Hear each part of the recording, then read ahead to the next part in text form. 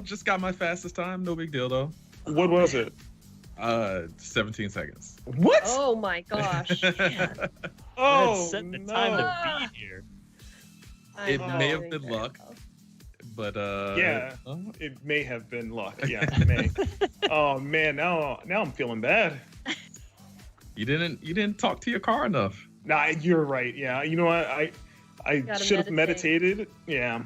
Got to Give it a little commune, pat on the commune head. with the vehicle as you were talking a big game about like connecting on a spiritual level with your car. You know what? I heard that from some like other drivers. You know, it's best if you kind of really get to learn more about your car, but that doesn't seem to be working. Maybe 17 just seconds. 17 seconds. Oh, you Yeah. even improved your time a little bit, Rich. Belinda, you're nipping at my heels here. This is good competition. I like this, folks. I like this. I'm more don't- tumbling down than driving down. Yeah, it's like okay, I can keep it in control, but then I'm going a little too slow, and then I start going fast. Oh man, someone's definitely on Yeah. the lid. It's all over for me. I can't do anything. I'm trying the super I fast. got 20 Oh seconds to beat 17. no! Oh, I don't think I'm going to beat it. Oh man, yeah, this is down. Do I have one last Oh, ace man, I'm run? upside in me? down. Oh no. Let's Nope, get a no, 12-second run here. Let's go. Me and Belinda are literally upside down at the same spot. no. I see you.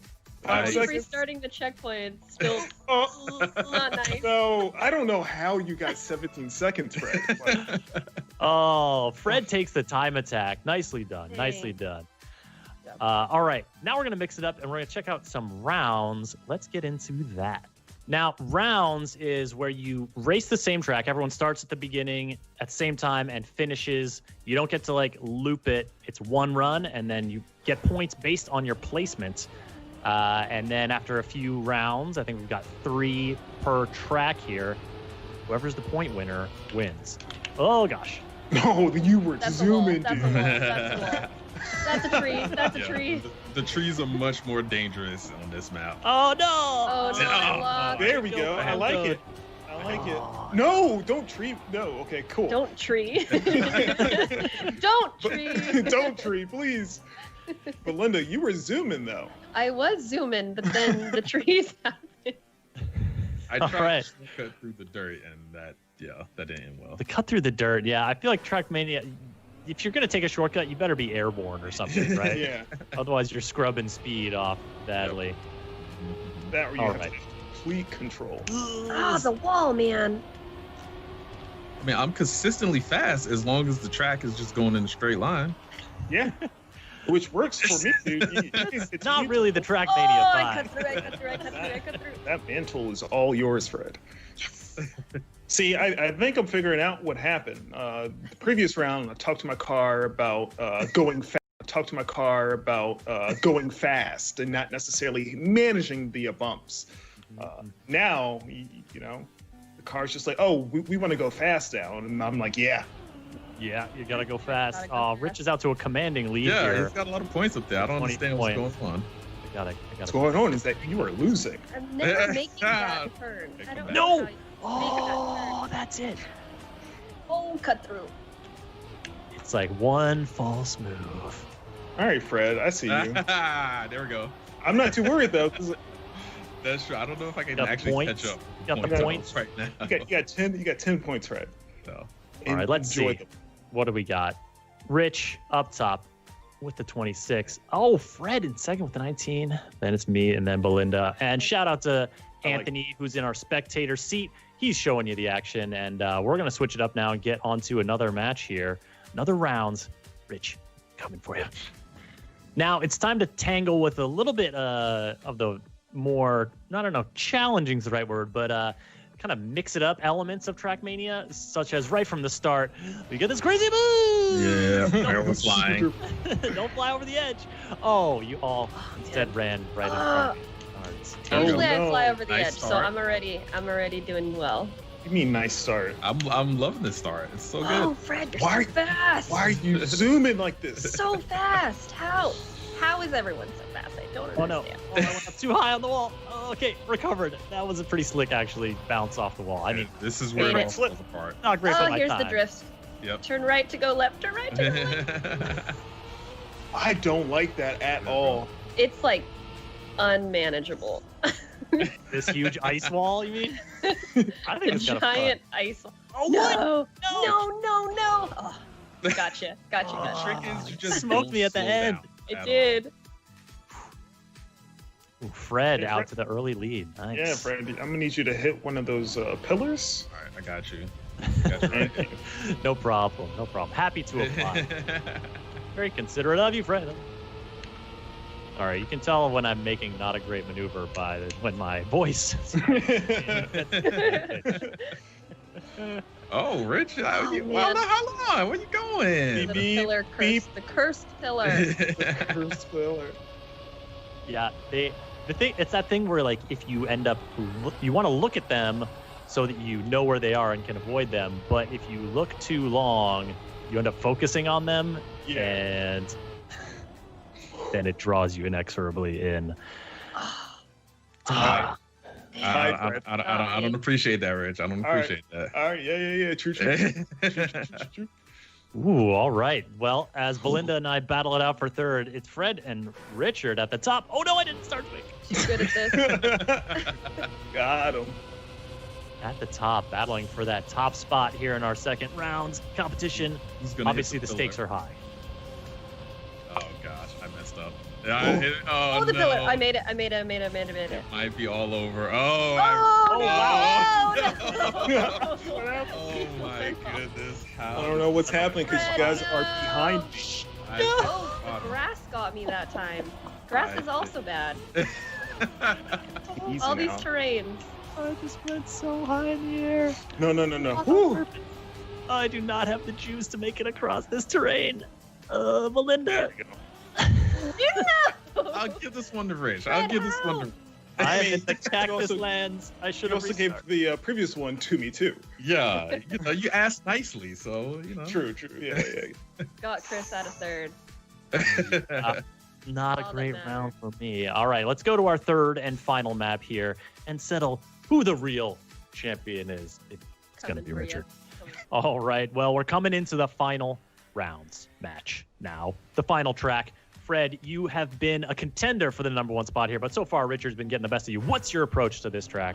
He's fast, but not fast enough. I got this one. This one's kind of tricky, so I'm pretty confident. Feeling good? You feeling Yeah. spry? Yeah, I'm good. I like it. Belinda, I think you're out in front of me. Could you please, not? Is that I'm it? sure- Is that okay? I'm No. trying Keep to give going, you a little. Belinda. Nope. You're right on my tail. We're all pretty close. Oh, crap. We are. These little bumps, big bumps in this track, are very hard to maneuver over. Oh, yeah. This raised, it's like, it's banked if you hit it from one direction, but then if you go over the hump, it's gonna be a little trouble. You just gotta Oh, believe. gosh. You just gotta Oh, believe. man. Keep it going. All right, Chris Gotta and get- Belinda, I'm gonna need you both to beat Fred, please. Nah. Oh, you're gonna recruit us. Yes. You're right. Now we're all Rich is gonna teaming go up. flying off the track right at the beginning here. Wow. The I pressure's on. mean, his gamer tag is UB Rich. Is that a promise if we comply? Yes, it absolutely is. You Yes, will be rich. Absolutely. You will be rich. Be rich in satisfaction that Richard won, I guess. Yes. I'm gonna take a number one spot at least once during this Take it, dang Chris. broadcast. I'm happy with 3. I like the Oh, bronze. man. Happy with the bronze. Is up there. Yeah, I don't know how he's doing that. Ooh, it's just, I told you, you gotta talk to your vehicle. Oh no. That- No. Okay. Oh, Yes. Yeah. all right. Game Oh remote man, now. that's That's a could be a bad one. close one. I don't know. This could be a close one. These points are adding up. That was a big bite. Rich down in third. Mm-hmm. All right, No. here we go. This is gonna settle Slow it. and steady. Slow and steady in the back. Taking the scenic route. Taking the scenic route. Take our viewers on a lovely journey here. Oh gosh. Ooh, little hippity hop. Oh, Think about no. those. Just think about those hippity hops. Too scared to go off the track. I don't know how you guys avoid it. Fearless. Yeah, that's pretty much it. Oh, I mess up right there every single time. I'm getting quiet because I really want to get a first place finish on at least one of these races. Oh no. Ah, Coming great. third, Fred. That's so bad. Thank you, Chris. Checks It's in the worse when you mail. I can't believe I messed up again. Ooh. I did it again. Yes. Yeah, I was never really worried. I always knew how this He's just was going to sweating. end. His palms are sweaty. No.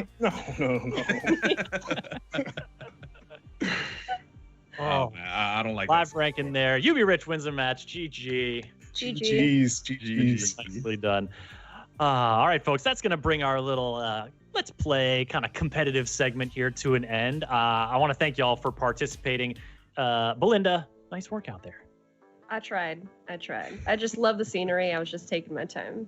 Listen, it's fun to get out there in a fast car and just do some things. I agree. Fred Carmichael, close, but no cigar this time around. Are you plotting your revenge already? I'll get him next time. Richard, is there going to be a next time, or are you just going off into the sunset with this W? I mean, I'm definitely driving off into the sunset, but even if there is a next time, I don't think he's going to beat me. And thus a rivalry is born, or maybe continued? Yeah. Yeah, continue, definitely. Thank you all for joining so much. Folks, coming up next, we're going to be taking an in-depth look at the map editor and some of the creation tools in Trackmania. But first, let's do a little schedule check-in. After our Trackmania segment here, it's going to be the Ubisoft Forward pre-show at 11:30 a.m. Pacific time, where we'll be seeing some AI teammates coming to Ghost Recon Breakpoint, getting an update from the Crew 2. Trials Rising will be showing off a fan favorite, and we'll see a whole bunch more games on display. Then at noon Pacific time, when that timer runs out, it's going to be Ubisoft Forward, the main showcase, Watch Dogs Legion, Assassin's Creed Valhalla, some new announcements, and more. Don't want to miss that one. And after it's over, stick around for an in-depth look at Assassin's Creed Valhalla. That's all coming up here shortly. But now I've got Augustin De Vita, producer at Ubisoft Nadeo, the creators of Trackmania, joining me to talk about creation in Trackmania. Augustin, welcome. Hello, Chris. So happy to be here. Oh, man. Exciting times for you. Your game has just launched. People are out there racing in droves. How does it feel? It feels great. I mean, it just feels great. The game is really, really good. It's really an evolution of Trackmania, and we couldn't wait for it. And also, folks are out there creating stuff. We see right here, we're seeing some map creation sped up. We got a little time-lapse thing pre-prepared for us here as we talk through the map creation mode. But I guess give us like an overview starting off, Augustin. What was your team's goal when like putting these creative tools in the hands of players? So we always want the tools to be easy to handle, and the big issue we were facing that there is too many blocks in the game. There is 1,600 blocks in the game actually, and so we had to organize all the tools and to organize the new features. And he's doing a great job right now because he knows what he's doing. But when you start making the first map, you really don't know where you're going to. It's really hard to get to. And, when you say blocks. Really, sorry to interrupt, but when you say blocks, you just mean all these little pieces that we're seeing of track, planted this way, that way, this terrain, that terrain. Yeah, that's how it works. Every piece of the map is what we call a block. So it's some size, and you can go like diagonal. You have roads, you have decoration, you have checkpoint, start, finish, you have boosters. And all of this makes a map, so there is so many blocks that there is an infinite combination possible in the map editor.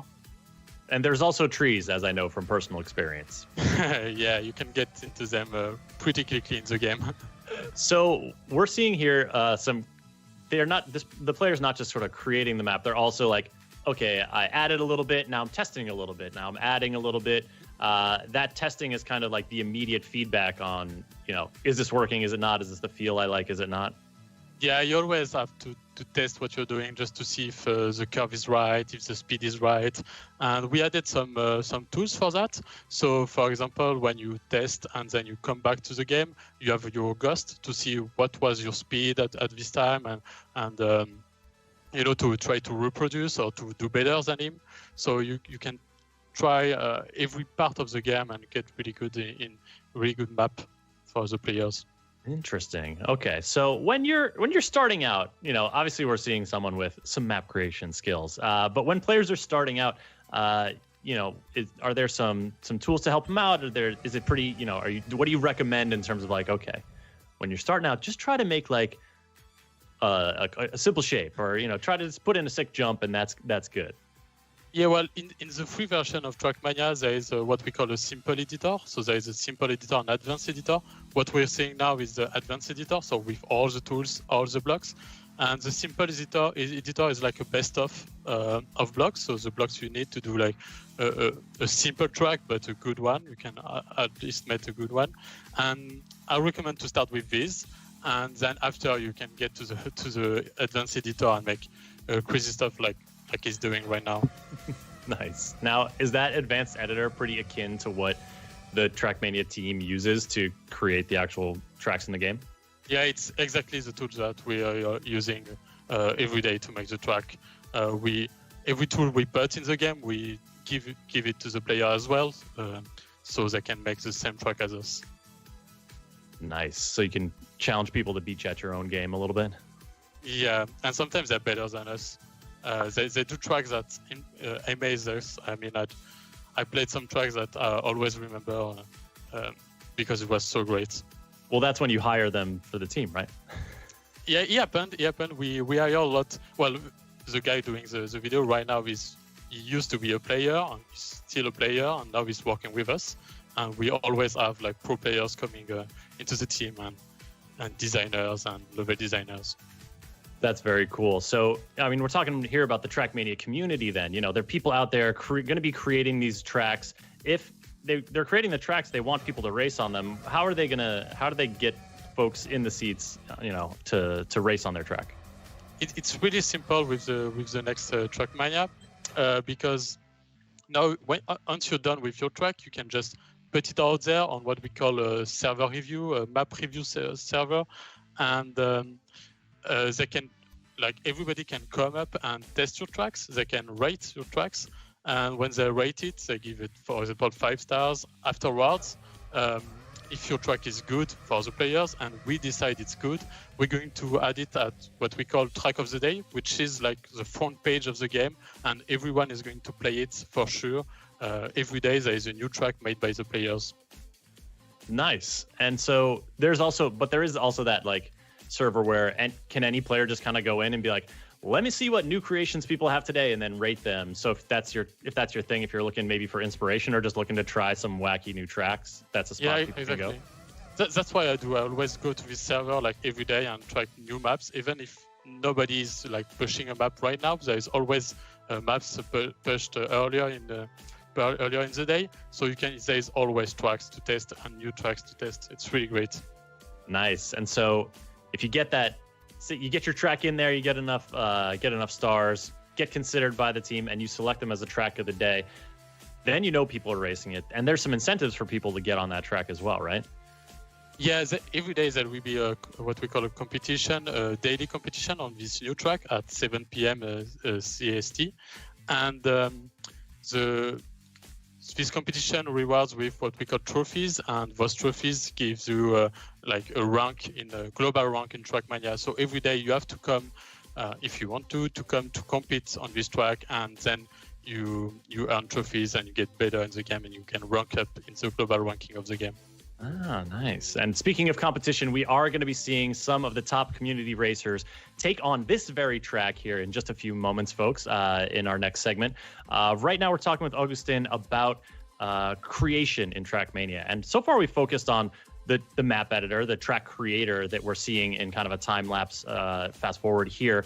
But there's also other creative outlets. I mean, you can customize, for example, the livery on your car. Yeah, what we call skin in Trackmania. So you can create any skin you want with what we call a skin painter, and you can share it really easily with the world within clubs. In just one click, you can find new skins that you like, and you can apply them or add them to your favorites. It's really changing game for Trackmania. It's never been it's so easy to change skin and discover new skins. What's your approach here, Augustin? Do you like pick one you like and stick with it for months, or are you like switching it up every other day, mixing it up? Yeah, I'm switching every day to a new skin. I just go to the list and see, oh, this one is nice, so let's apply it, and then I have my skin in the game. So every day I change skin. Excellent. Yeah, it's so fun to see what people come up with, and I imagine this is also something for you. You know, these are the creation tools you use, your team use to create the tracks, the skins, etc. But you know, to a certain extent, you give the tools to the players; they're going to come back and surprise you.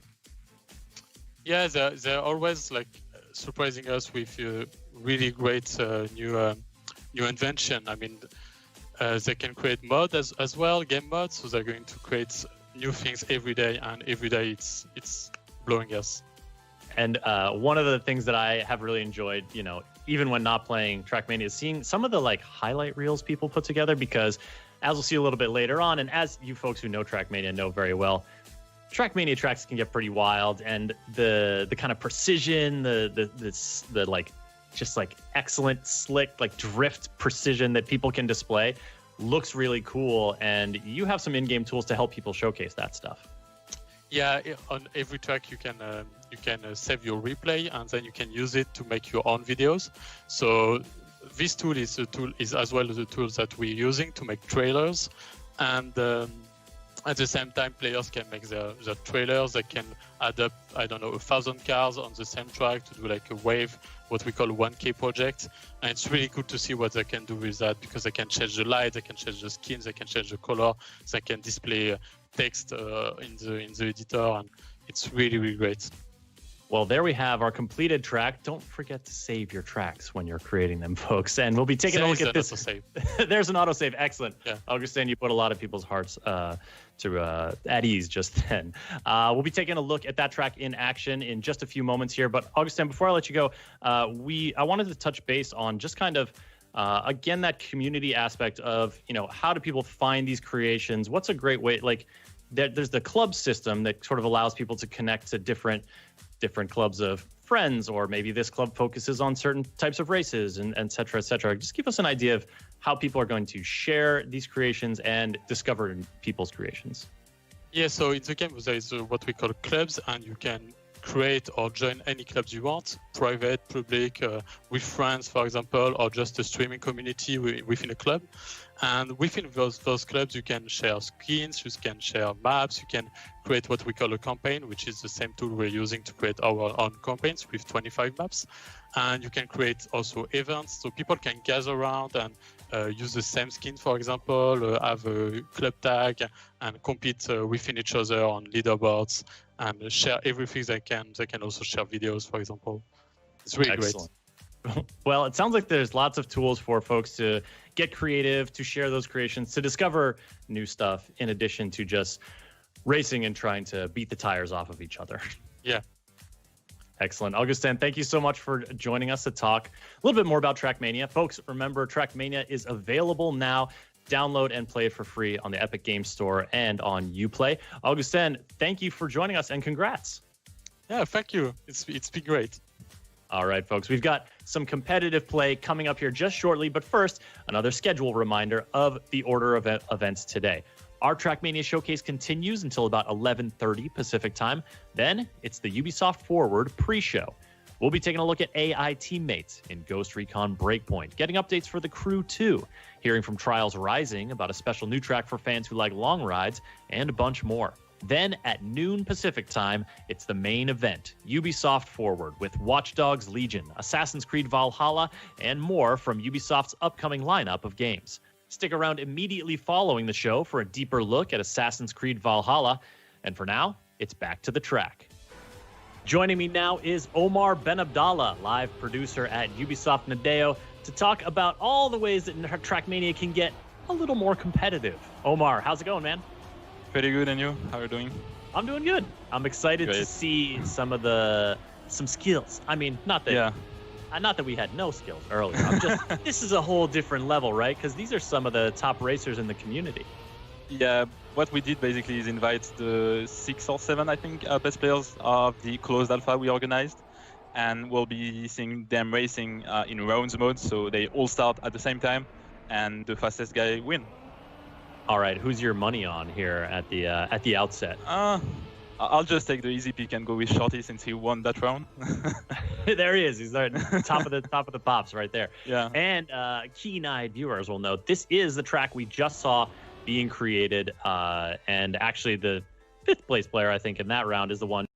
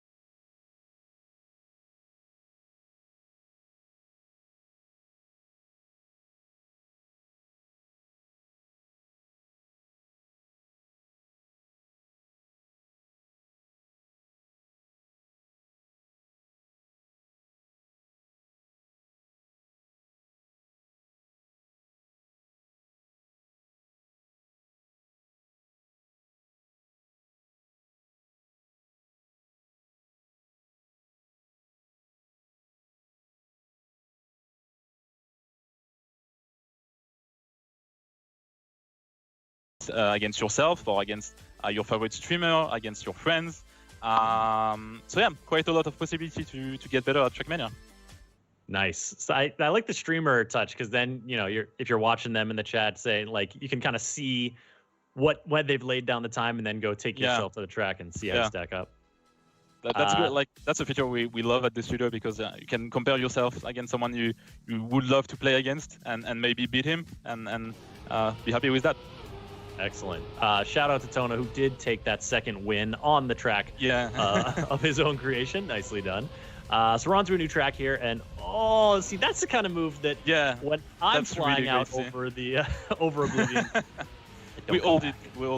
Like it took us some time to get used to those new way of driving.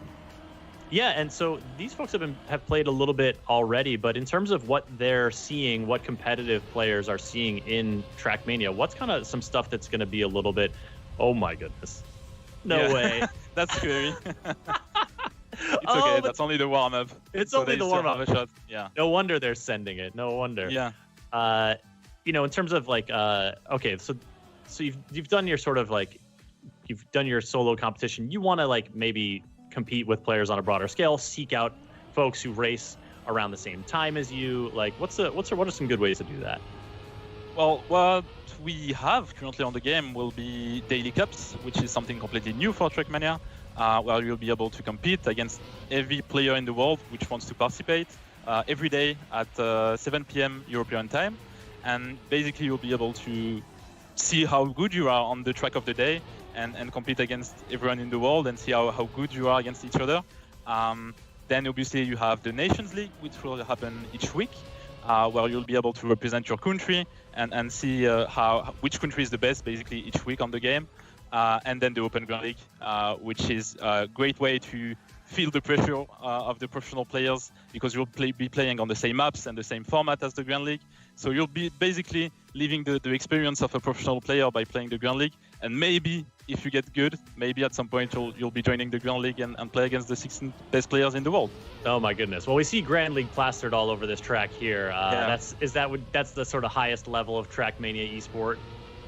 It is basically what we have on the Grand League is the 16 best players in the world. You cannot have anyone better than them, and we just put them on a special format that we designed where everything is possible until the end and the last second of the last track. So it's really great to see, and we're excited for the next season, which will start on September. Nice. So in September, more Grand League action coming your way. But, there's a lot of competitive space in between the tip top for you to get involved. And is that something that, in terms of like, I just booted up Trackmania, I've raced a little bit. Is that going to be easy for players to find? What's the way to get into that? Yeah, you'll have an in-game menu which is called events, and basically you'll be able to check out the events you want to play maybe during the week, and it will be also easy for the people to create events through the clubs, where you'll basically be able to create an event in less than 2 minutes and decide which map you want to have, which kind of format. So we made everything easier for everyone on Trackmania. Nice. So that can even be just you creating the events to just play with your friends or your classmates or whatever else. Yeah. Nice. And so these clubs, this is kind of a way, like clubs are also a way that people can get into, finding people who like to race at the same time again, or are friends or are connected through different ways. And the clubs can be kind of any size, right? Yeah, you can have a club which is completely private and where you play only with your friends or your roommates, classmates, or you can just have a public club which is available and joinable by everyone, and just have fun with a lot of people doing a lot of events and organizing a lot of content. And maybe just a club that focuses on huge jumps, like the one we just saw there. Like we see, only jumps maps, and that will be quite great, I would say. Quite fun also.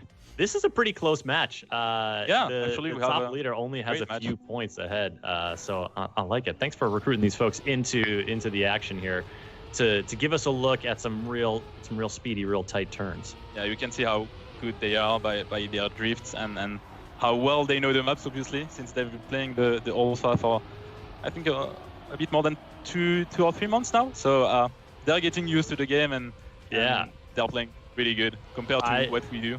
I wish I had watched them play before our session earlier, but that's all right. For the future, you can play against their Ghost if you want to learn the map, actually. That's true. Although, can you really learn from a Ghost if it just screams out ahead of you so fast you can't even see it? Just try to follow it. I'll work my way up. So these community events, this kind of this stuff that is organized through clubs, so it's organized through clubs, which is kind of organic, and players all around the world can make that happen. But you at Nadeo are also sort of curating stuff and experiences and events for players to get into. Yeah, what we try to do is to have a mix of community event, where basically we have players organizing event. That's something that is there for more than 14 years now on Trackmania, so we love to see that. We love to see community creating content on our game. We also organize ourselves, our events through the Grand League, the Daily Cups, the Nations League, and things like that. So it's kind of a mix of trying to get content for every kind of players, and also a way to be able to create content and events, whether you're a great player or just want to have fun with your friends. Nice. Wow. The time separating the top finishes. That's really great, and that's really fast. Is very, very tight here as we move on to, I believe, our fourth and final map of this competitive section. And it's still really close. All right, folks, it's down to the wire. Omar, still believing in your racer Shorty out there? Yeah, I think he's first. So I mean, came in first that race. Yeah, and that's a great map. Everything can happen there. So might be someone overtaking Shorty. Do you like that kind of map where, I mean, it's exciting, right? Because dramatic stuff can happen, but also it's a little scary. Like, you can just fly off the track and lose everything. It's all gone.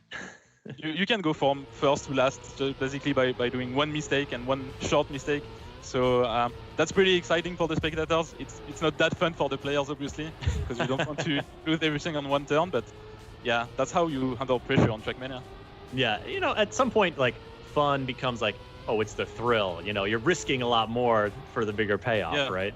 Yeah. What do you call this kind of road surface here that's like a hill in the middle? I was trying to figure this out earlier.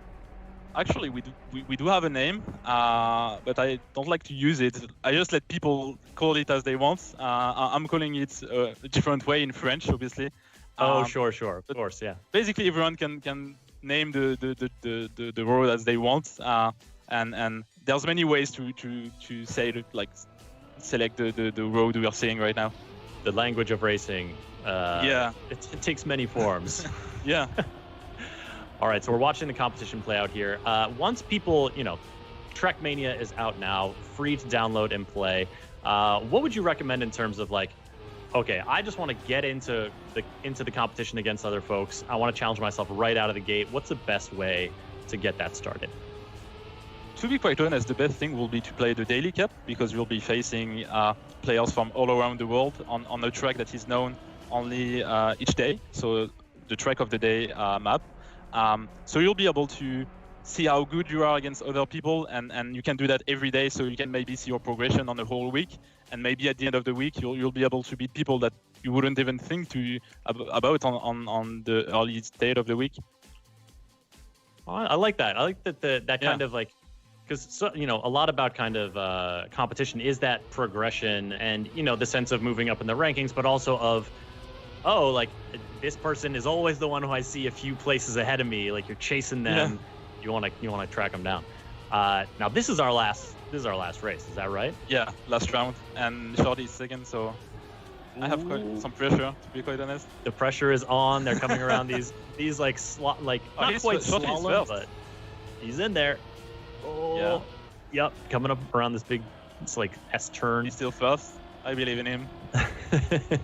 He can feel the positive vibes coming from you. You can see the slow motion vlog there, which is quite fun also to watch. And he's finishing first. Great. There he goes. I got it. It looks like Omar backed the right racer. Shorty coming in with a victory. And Omar, thank you so much for talking about competitive Trackmania. Anything else you want to mention before we wrap it up? Well, obviously, thank you for having me, and thanks to the players for playing this competition. Thanks to all the closed alpha players we had, because they help us truly to make this game better, and we're pretty happy with the Trackmania we have right now. So yeah, just play Trackmania, it's free, and have fun on it. I'm pretty sure you'll have, and yeah, that's it. All right, Omar, thank you so much. Trackmania, folks, it's out now on Epic Games Store and Uplay. Go ahead and download it. Get in there and get racing.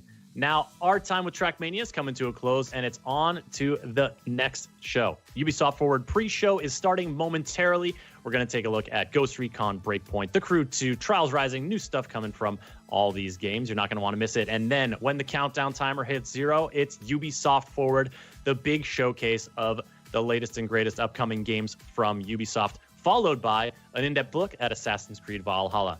We got a lot more in store for you, so let's go ahead and throw it over to Kat.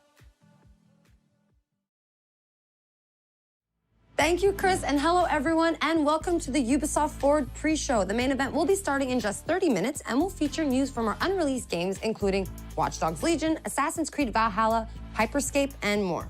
Now to warm up, we have 30 minutes of updates from the games you're already playing, like Ghost Recon Breakpoint, Trials Rising, and The Crew 2, as well as some exclusive behind the scenes so you can get to know us a little better. So let's kickstart this pre-show with an update from Just Dance 2020.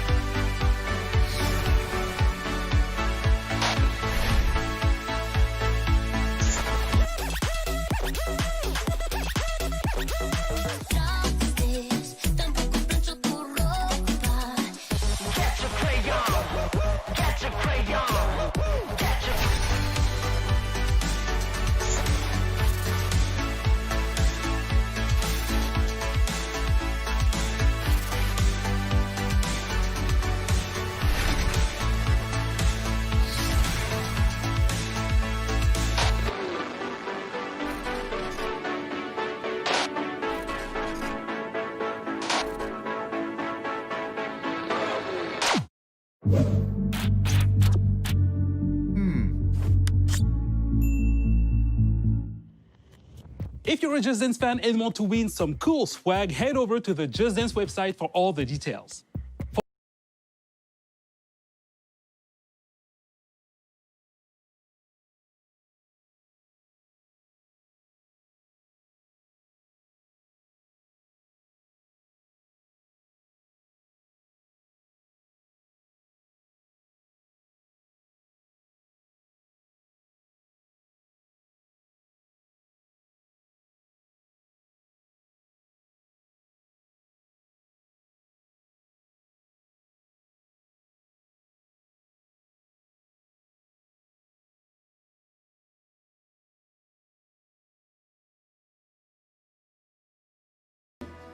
Our connection with Ubisoft came through a program dedicated to create ever-growing relationships with independent developers, to talk about and share expertise and knowledge.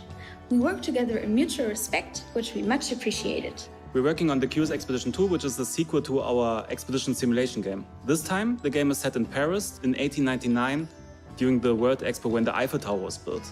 But more importantly, you will be traveling to these mysterious islands, you will be interacting with unknown tribes, fight dangerous beasts, find many secrets. Thanks to our procedure technology, every time you play, it's a new world, new characters, and a new storyline that you shape with each of your interactions until it becomes really your own unique adventure.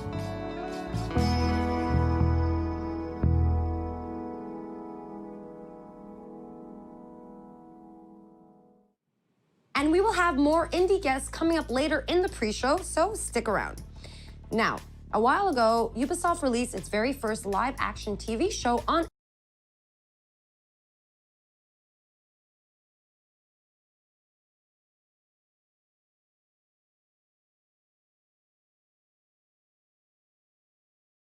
in the show. So now let's head behind the scenes for an exclusive look. This is the home of Clancy. Okay. It's very Clancy-esque. Yes. I get it. All right, now I'm starting to understand. Right. I, too, keep all my awards at the front of my office. It's entirely empty. So Mythic Quest is Ubisoft's first live-action comedy. The whole show is about a team that is developing a super successful MMORPG, and it's about, you know, all the people within the game development team and their relationships and what they go through in creating one of the world's most successful games. All right. Incredible. Thank you. But are we sure that we're finished? When we heard about what was going on, we weren't really sure if we were a great fit because we always made shooters realistic. And we listened to the pitch and we were super excited about the idea. So we thought, all right, what does Ubisoft have that we could channel to fit this? You're fucking me. Yes. You're fucking me. But I'm not enjoying it. It's for the game. When we started on the project, I think we imagined we would just make video clips that would run on screens in the background or something, so it would feel like a real game studio. But once we saw the script, once we started collaborating with the team, we realized, oh, they want a game, like an actual game. Of course, making an actual game would take years, so we started selecting the pieces that they really needed for certain scenes. And from there, it was not long before we said, you know, what if we make this actually playable? What if we make it so you can connect a controller and control the characters? And so that's what we ended up doing. The thing that I love most is the shovel. Exploding people's heads with this thing is straight fire. Crunch, man. We had requests to do things like make a contagious viral disease in which people bleed out of their eyeballs first, then they bleed out of their anus, then they vomit and bleed out of their anus at the same time. We set it up in such a way that you could trigger it in stages because we didn't know what the timing was going to be. The idea here is we can hit it and control the timing of when things are happening. So the next time you hit it, he starts puking out blood. And at this point, we would probably have the camera start panning back like this. And then you can hit the button again, and you can see the blood ocean itself has started coming in. And so now they're all bleeding out of the back end as well. And then the final is just everybody exploding in bloody gore. And then this was Keith's idea. He wanted the skulls coming up and bobbing up and down in the water, so. David, can we actually make this quick? I've got a lot of work to do stripping blood ocean out of everything. Yeah. Releasing a disease into the game right before a global pandemic was not a great look. Today was the first time we showed Mythic Quest Raven's Banquet to an audience. I've never seen it with more than 6 or 7 people in a room. And so I wanted to make sure that we gave them an opportunity to hopefully recognize that this is a giant love letter to them, to the industry itself.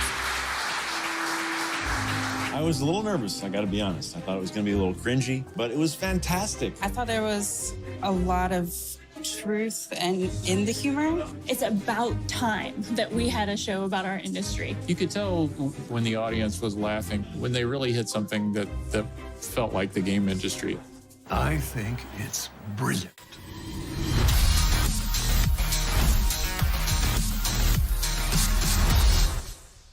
All right, so if you have not yet seen it, the first season of Mythic Quest Raven's Banquet is available right now on Apple TV+, and a full version of this making of will be coming out over the next few days. All right, now it is time to fasten your seatbelts and start your engines as we head out to Lyon, France to visit our team at Ubisoft Ivory Tower to get an update on The Crew 2. Hi everyone, and welcome to The Crew 2 at Ubisoft Forward.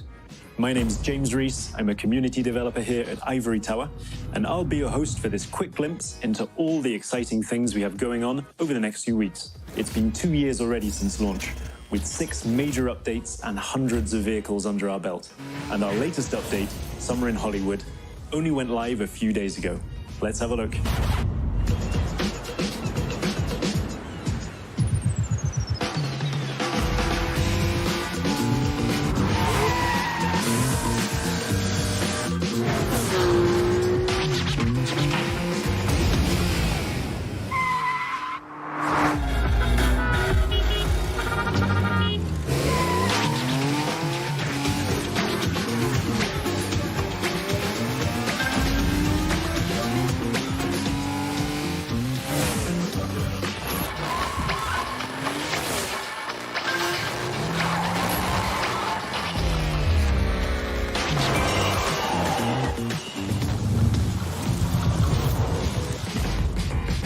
We can't wait for you to get your hands on what's coming.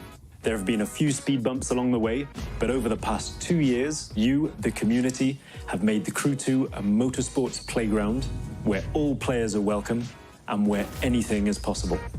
So thank you to the Crew Social, Exchange, Discord, Reddit, and all of our players. We've got a little something for you in-game to show our appreciation. It's the 67 Volkswagen Beetle, so let's see what kind of Hollywood twist you can put on it. That's it from me. There'll be more news dropping over summer, so keep your eyes peeled, starting with this.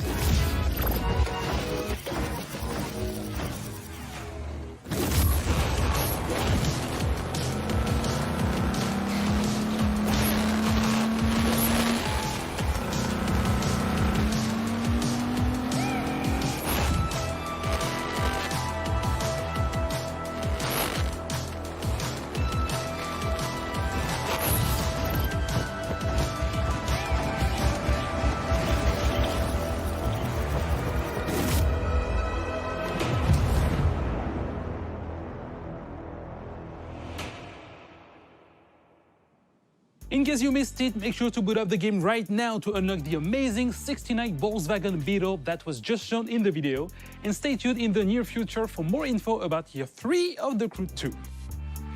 Our next video is from our second indie guest, Bossa Studios, who will be injecting a delirious dose of fun with Surgeon Simulator 2. Enjoy!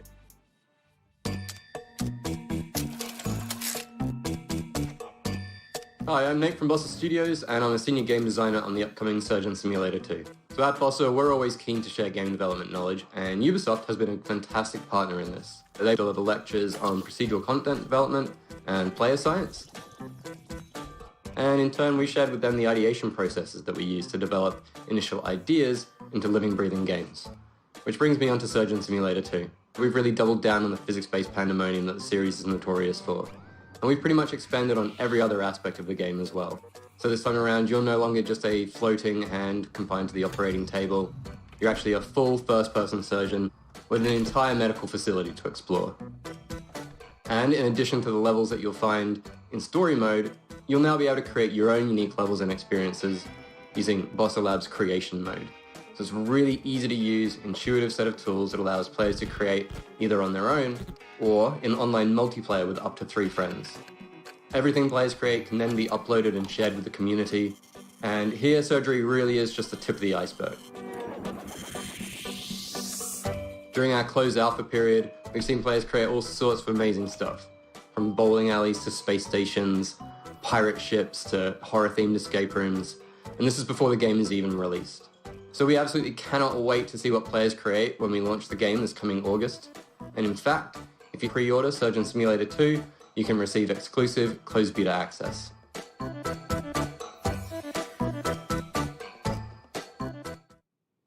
So for those of you who are just joining us, you are watching the pre-show, and Ubisoft Forward will start once the countdown on your screen reaches 0. And make sure you log into Uplay to unlock rewards as you watch the main event. But now, our next segment is about an Easter egg in The Division 2, so let's go behind the scenes with the devs from Ubisoft Massive Studio in Malmo, Sweden to find out more. Running through collapsed buildings, climbing over fallen debris, and encountering makeshift living spaces is common for players of The Division 2. Within its post-pandemic environment, many players have spotted something a bit more unusual, which has left them asking, what's up with all of these rubber ducks? So there's a thing in programming especially where you talk to a rubber duck.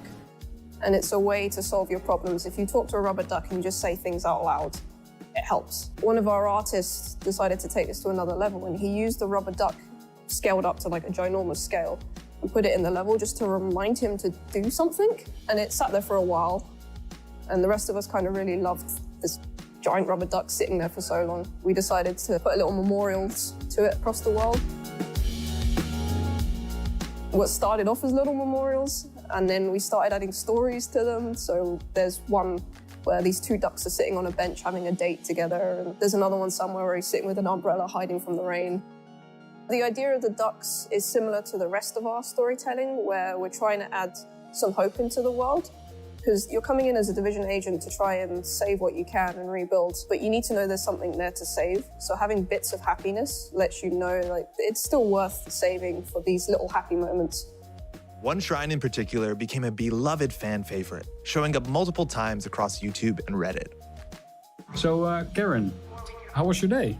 Well, Luke, it's been productive. So the origin story of productive, one of our level designers made an amazing pun one day, and we decided to make a graffiti out of it and put it in the game, and it became like a duck shrine, and players started finding it and wondering where it came from. We've been finding these rubber duckies all over the map. It says here on the wall in graffiti, productive, and there's a large rubber ducky, bigger than all the other ones we've found, and he's got bottles of booze all around him. Not only that, but he has a couple soldier duckies guarding a parrot in a cage. But there's more just like this in the Division 2. What's really great about our community is they come together. They find a common thing that they want to develop or find or get unlocked, and they just put time and effort into it.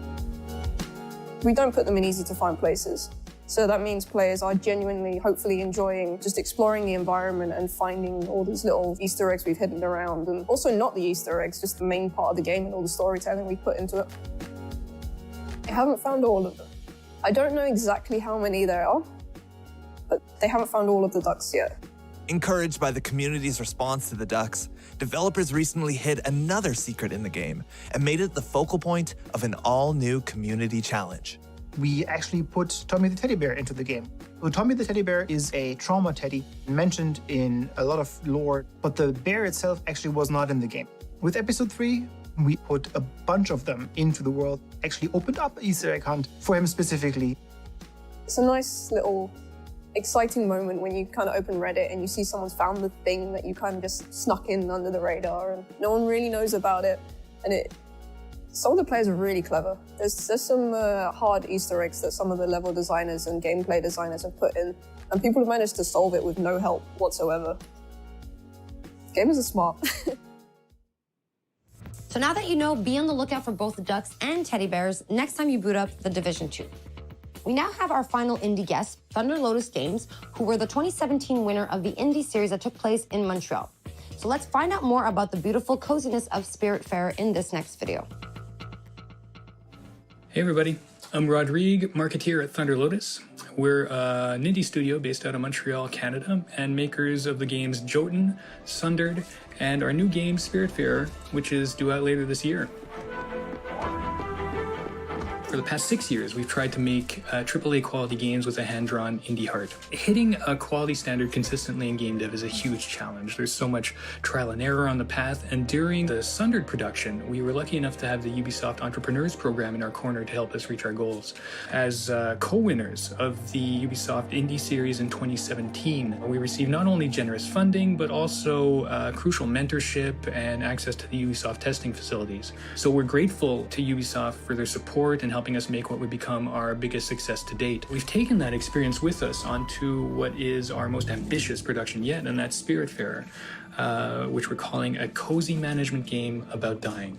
In Spiritfarer, you play Stella, the newly appointed ferry master to the deceased. And as Stella, you're going to build a boat, you're going to explore the world in search of spirit passengers seeking passage to the afterlife. You're going to spend relaxing quality time with them, you're going to create lasting memories, but ultimately, you're going to have to learn how to say goodbye to your cherished friends. It's a game that's near and dear to our hearts, and it's something really special. We can't wait to share it with the world later this year. So look for it soon on PC, on Xbox One, PS4, Nintendo Switch, and Xbox Game Pass. Thanks a lot. and cheers. It is time for an update on our favorite motorcycle platformer with the insanity, pain, and triumph we all know and we all love. Trials Rising came out last year, but I think the team from our Red Link studio in Helsinki has a little surprise coming to the game for the fans of the franchise. So let's take a look. Swear you'll be the death of me!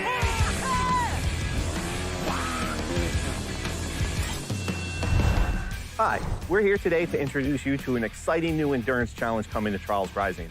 But to make sure that we respect social distancing guidelines, Auntie and I decided to... Do I fire the goose now? What? Fire the goose? Fire!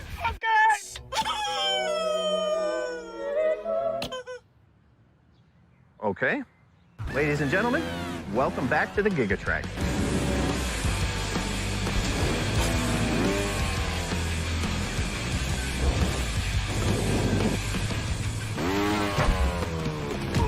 Far from a remake of the classic track from Trials Evolution, this is an all-new journey across the world of Trials Rising, in by far the longest track that we've ever put in a trial. Did you tell him it's the longest track ever? Yeah, I'm telling them that! By far the longest track we've ever put in a Trials game. The Gigatrack will take you across many different environments, from the iconic... Environment! Tell them about environment! Please! Yeah, I was just... Maybe you want to tell them. The Gigatrack is like life. It starts and it ends and it's long. Depends how you enjoy it.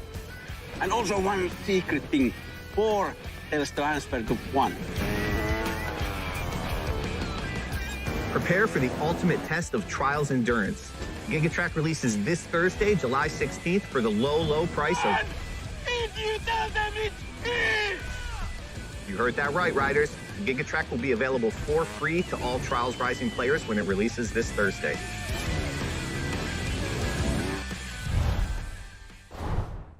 You heard that right, the Gigatrack is coming to the game and it will be the longest, most insane track in Trials history, and it will be free for all Trials Rising players.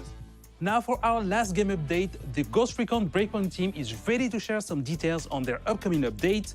AI teammates are coming to the game. Let's have a look at the trailer. The time has come. AI teammates are back in Ghost Recon Breakpoint. And for all solo players, they're gonna be a game changer. Available at any point after you have reached Erewhon for the first time, Fury, Fix-It, and Vasily can be activated or dismissed at will. And from the beginning, you will be able to fully customize them. This customization includes all of the physical attributes, as well as gear, equipment, or even full costumes. Your teammates can be tweaked just as much as your main character. Just like Nomad, your teammates will adapt and react to the world of Aroa and its environments, and they will always follow your own behavior. If you decide to go stealth, they will equip silencers and crouch, or go prone when possible. But if you decide to go loud and open fire, they will stick by your side. When deployed, you can issue different orders to your teammates through the order wheel. There are 4 different orders you can give to your teammates. You can tell them to regroup on your location, to hold their current position, to go to a specific location, and to open fire on nearby enemies. These orders can be given at any time, even through your binoculars and drone. Once they approach potential threats, the teammates will notify you and mark them automatically. Got a hostile. With a good look at your enemies, you will be able to set up a sync shot where each of your teammates picks a target. You can even link it to your 3 sync shot drones for a simultaneous 7-target takedown. The teammates have weapons equipped at all times, a versatile assault rifle to accommodate all situations, and a primary weapon that you will be able to fine-tune. Indeed, apart from mark upgrades and passive bonuses, the full gunsmith is accessible to your teammates, and their weapon of choice will have a direct effect on the battleground. Depending on the type of weapon they have equipped, the teammates will adapt their engagement distance and rate of fire, from close-distance shotgun wielding all the way to long-distance sniper shots.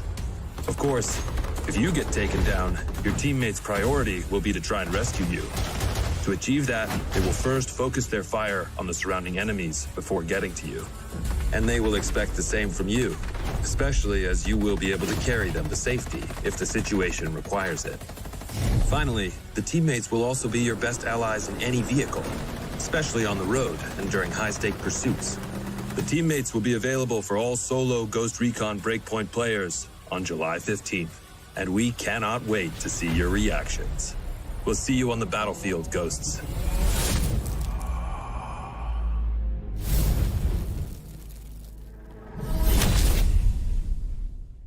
Hey Ghosts, I'm Grace from the Ghost Recon team.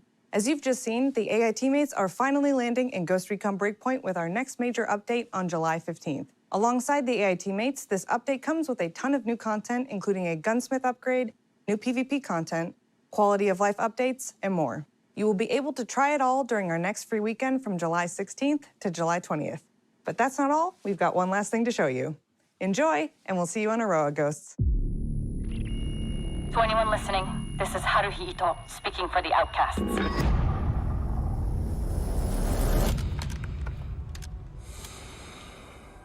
We stand against Sentinel's illegal occupation of Aroa.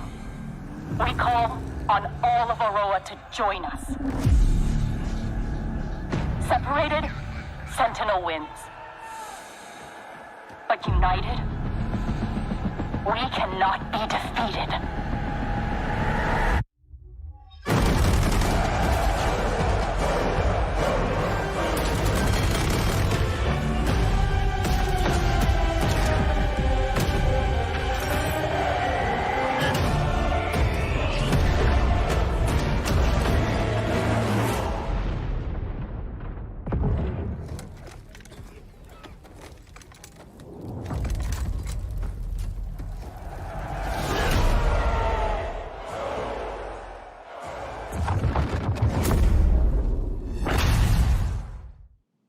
And now our very final video for this pre-show is another episode of our wow moments comparing the craziest and coolest clips from you, our players.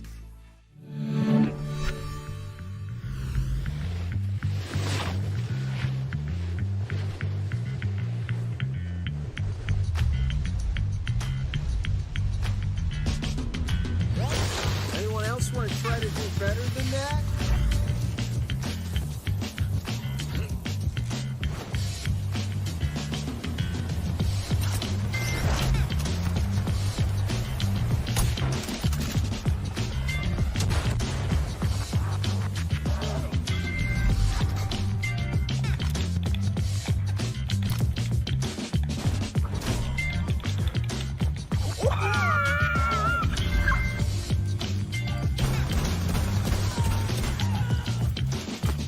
I was gonna interrogate him.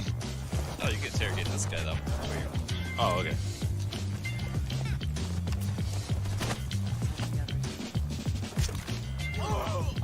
Last stop standing.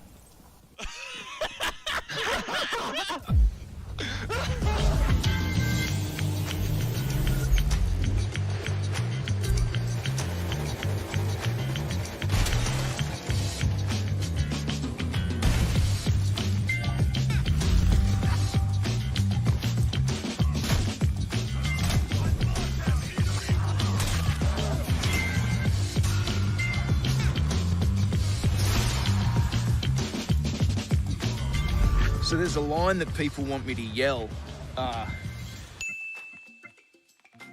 I can't usually do it because I'll freak out my neighbours. But as you can see, I'm at the Crashing Ocean Beach and there's no one too close, so... Reloading! Fuck, someone saw me, I gotta go.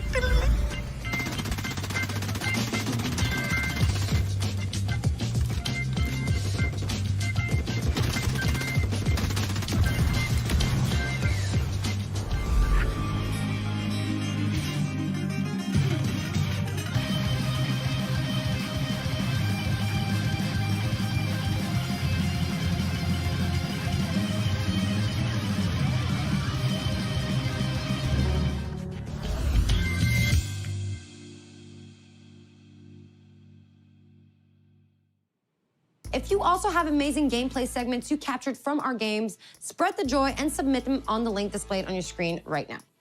All right, guys, it is time for us to wrap up this pre-show. Don't forget to stay tuned for our post-show featuring a deep dive into the world of Assassin's Creed Valhalla. Thanks a lot for watching this pre-show and enjoy Ubisoft Forward.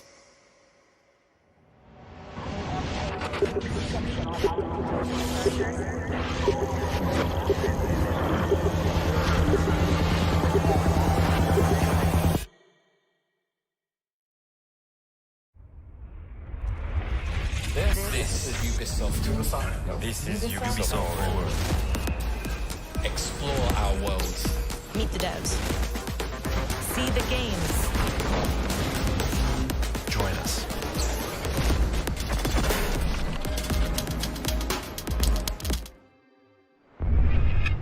Hi everyone, I'm Neelam Kumar and I'm very excited to be co-hosting the first Ubisoft Forward with the talented Yusuf Mageed. Today's show is all about getting up close and in-depth with all the exciting games we have in production here at Ubisoft. I'm Yusuf, but there's no time to waste. So let's head straight for the streets of futuristic London and see what the hackers of DedSec are getting into.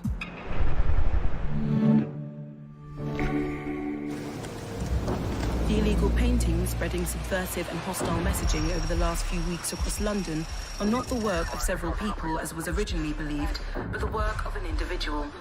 The criminal suspected to have links with the terrorist group DedSec is marked as potentially dangerous.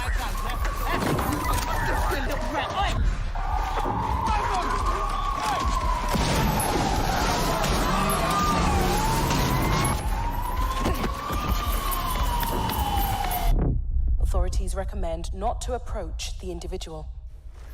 First, they came for the foreigners, and I did not speak out because I was not a foreigner.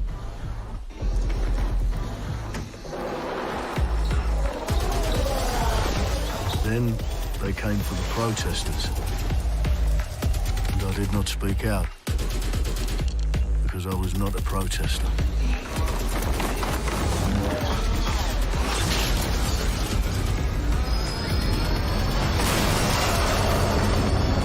Then they came for the journalists, and I did not speak out because I was not a journalist.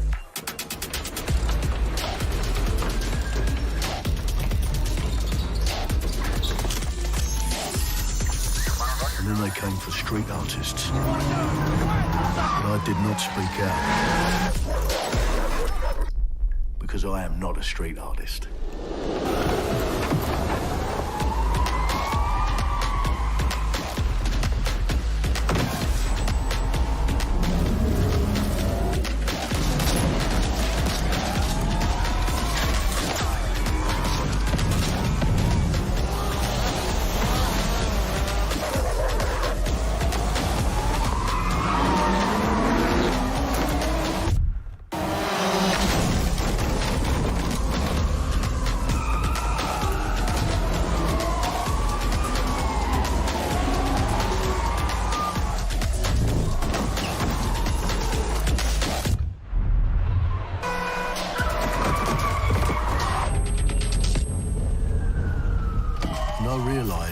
Eventually, they'd come for me, and there would be no one left to speak for me.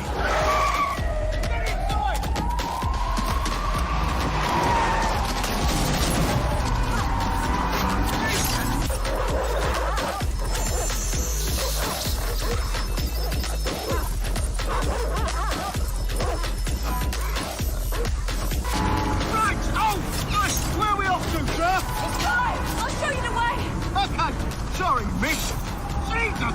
All right, so we're in a total mess now, so let's get the hell out of here.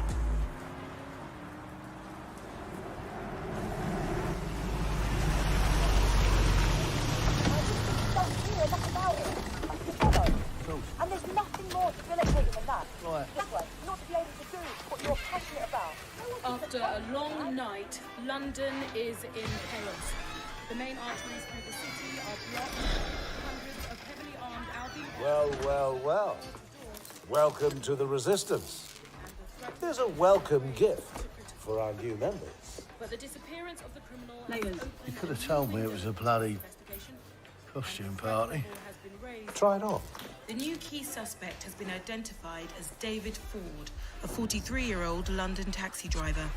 He has no criminal record, but is currently believed to be a terrorist. People have been asked not to approach him. The authorities advise all residents...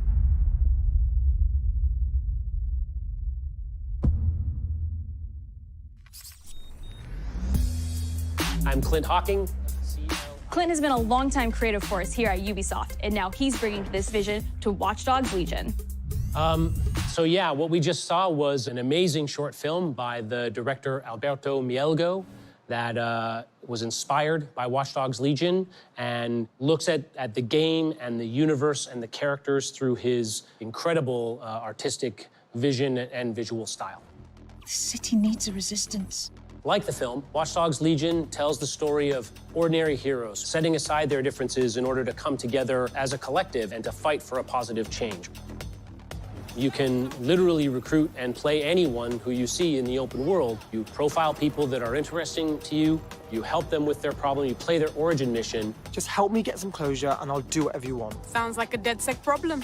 Leave it to us. And that's how you recruit them into your team. And then they become the heroes of the game and the stars of your story. And what are you doing in my flat? You with Albion? Please, think more underground. You with Albion?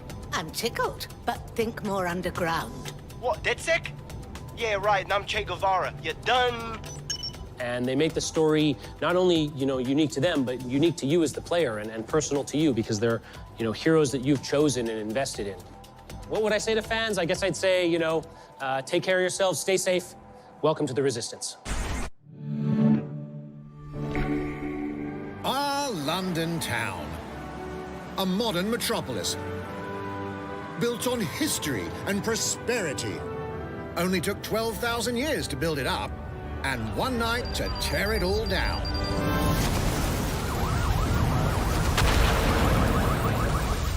Oh my God. Listen up. Get all your units to move in and lock down the city. With London under attack by a mysterious terrorist, the government turns to a private military company called Albion to keep everyone safe. What could possibly go wrong? Ladies and gentlemen, Mr. Nigel Cass, CEO of Albion. He's kindly stepped up to establish order. Understand this. I will not allow anyone, not even myself, to jeopardize this. He will stop at nothing to permanently control the city. London will be the first city in the world to be made truly safe. Nigel's not the only opportunist who's taken a liking to this fair city. Meet Mary Kelly, head of the most powerful crime syndicate in London. Be sure and spread the word. She and her goons are using the dark web to sell everything from party pills to people. This microchip is scary, I know, but I got to keep tracks on my merchandise, don't I? You made me a slave. You do not want to ruffle her feathers. With the city out on its arse, it now falls on you to build a resistance and take back London. All right, everyone. Faces on, guns out. Any of the brave Londoners you see walking the streets can be recruited into your team. Like him. Her. Or even her. Everyone could become your next secret weapon.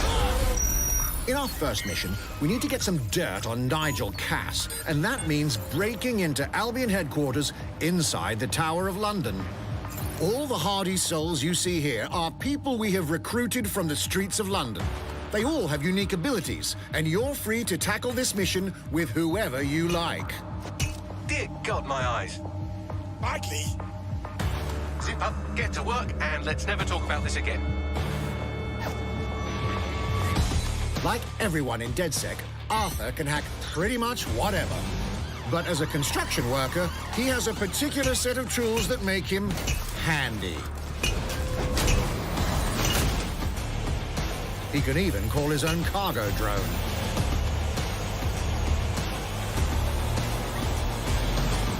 Perfect for gate crashing, when you're not invited. And who needs a regular old gun when you have a bloody nail gun? Come in, you side-eyed shitboy.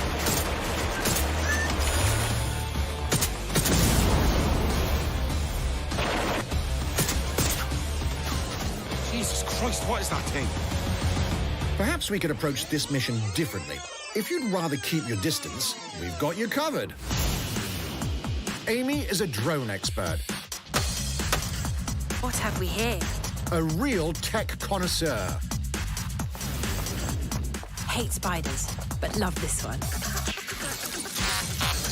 What an adorable creepy crawler. Here we are. Let's class the place up. A drone expert does have the unique ability to summon their own drone. This little darling is fast and stealthy. She aimed, she fired, she hit. I'm reading incoming drones.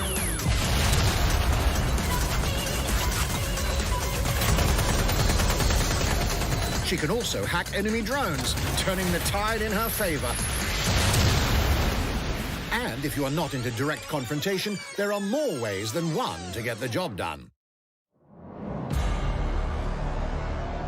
Recruiting an Albion officer like Brielle here might be challenging, but it'll get you inside restricted Albion areas. Don't mind me, just doing recon for a bunch of insurgents. However, do anything suspicious and she'll probably wind up with a bullet in the back of her head. You've been approved for entry. We're missing the human element here. I can get the Defense Minister on the line right now. Well, if you feel you must.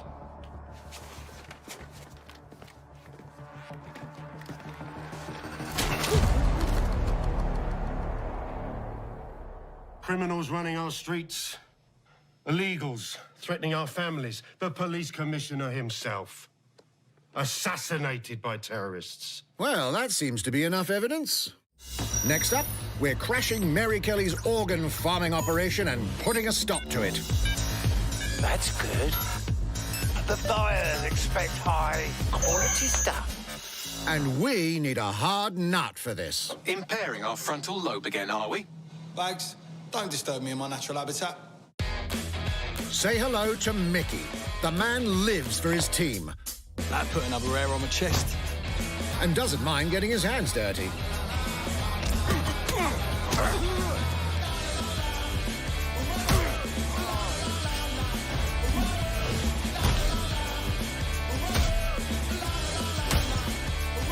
He does have a slight drinking problem, though. And he's passed out. We'll come back to him. You know what? Let's go with someone a bit more professional.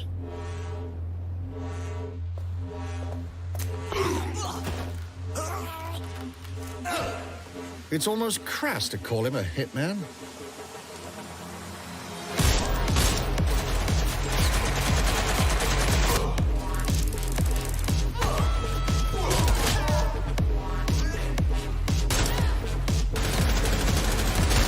Some might even call him an artist.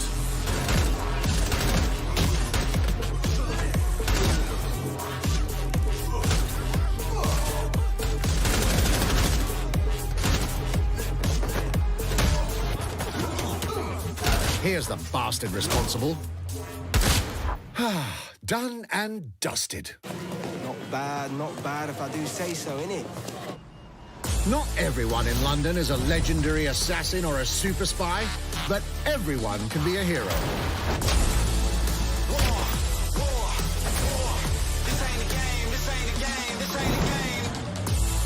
So get out there, find the best recruits, and build your resistance.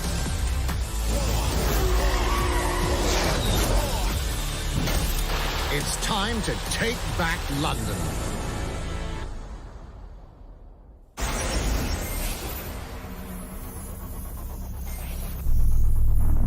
Plunging the player into a living, breathing city teeming with unique locales and characters has always been a central pillar of the Watch Dogs series. So what goes into building those worlds? Here's Amanda Munt to tell us more.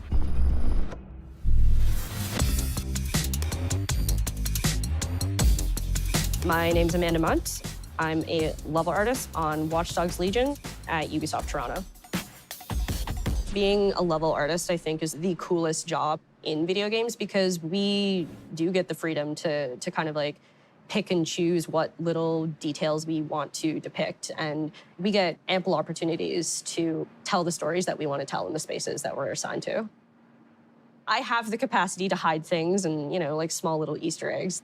In AC Unity, there was a boat somewhere in the world that was covered in cats. And then it happened again in Watch Dogs 2. And there may or may not be something in London that is a boat filled with cats in some capacity. So I was fortunate enough to go to E3 last year. Some of the people that I was showing our demo to were from London. So no matter where I dropped them in the city, they'd go, oh my God, this feels like Camden. This, you know, this feels like Southwark. This feels like Westminster. When people are talking about some detail that I've put into the world and they're excited about it, like that feels so good as somebody who, you know, builds these worlds with care. I love it.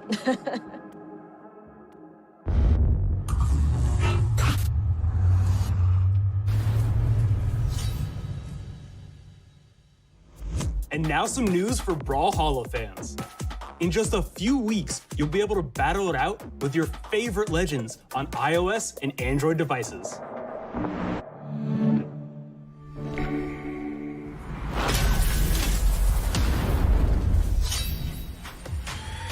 Three, 2, 1, brawl!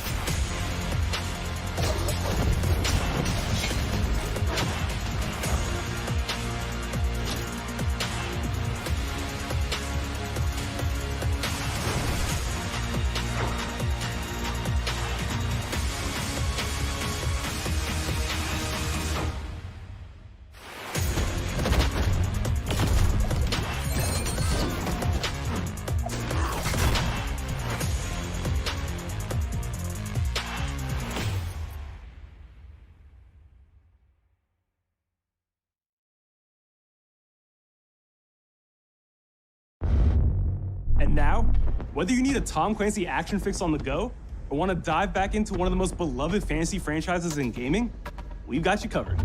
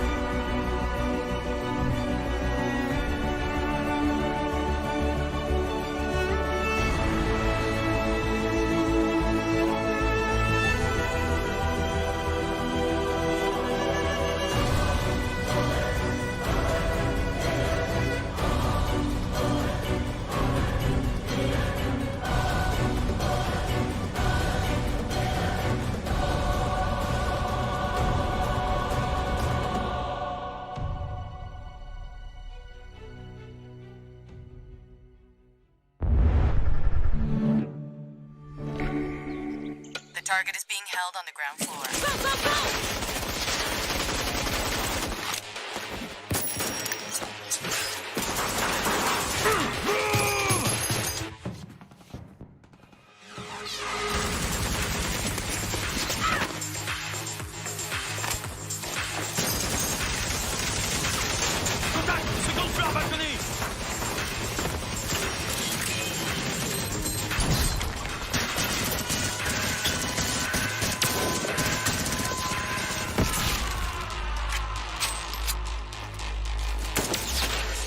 Contact! Montaigne is down.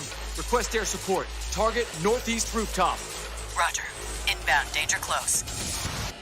I need an EMP deployed now. EMP imminent.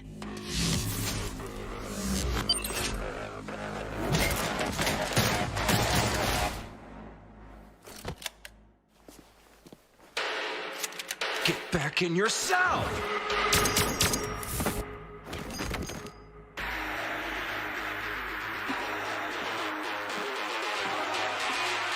Hey, take this. Don't make me regret this.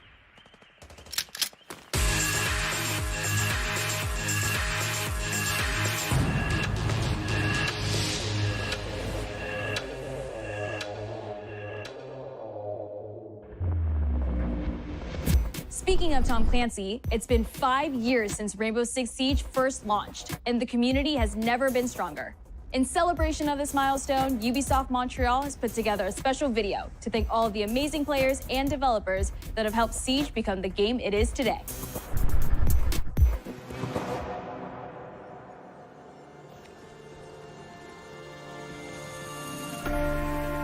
In December 2015, a small team released Rainbow Six Siege. A game built on a strong vision, creativity, competitiveness, and team play. Pour le joueur, le 1er décembre, c'est un début, mais pour nous aussi. Il faut tout de suite s'engager et dire aux joueurs, ce jeu est installé, tu peux t'y installer aussi, et nous serons là. That original vision was quickly adopted by our passionate community, propelling it to a whole new level. I got it! This is such a special moment, and being at 1 year anniversary of Rainbow Six now, game being stronger than ever, more players today than we had in the past, it means the world to us. But we also had our share of challenges. Health that touches upon subjects like matchmaking, connectivity, all those aspects are absolutely critical to the experience of the player. Through it all, we're always driven by you, our community, and together, we grow stronger. There is no sequel plan, and we are here for the next 10 years, so expect more Rainbow Six in your life for quite some time. Look at this.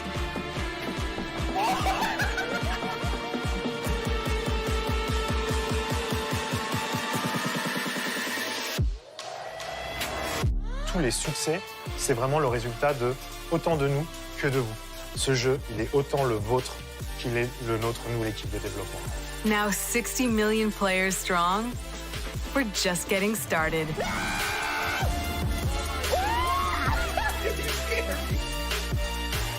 From the devs that build the game to the community that plays it, thank you.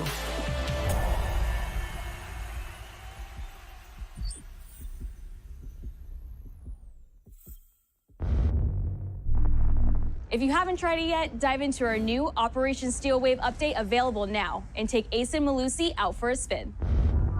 A few days ago, we introduced y'all to a brand new multiplayer shooter. Now, it's time to venture into the hyperscape.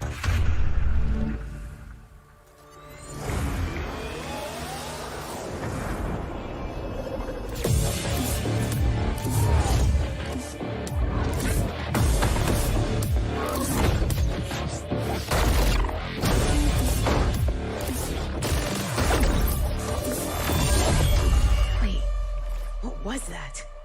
A hack in the hyperscape. That's not supposed to be there. Let me get you all up to speed, okay? About 30 years ago, everything that we feared about our future started to come true. We made some good decisions. We made some bad decisions. Actually, we made a lot of bad decisions. So, here we are. 10 billion souls living in the crush of the megacities. But the people at Prisma changed everything.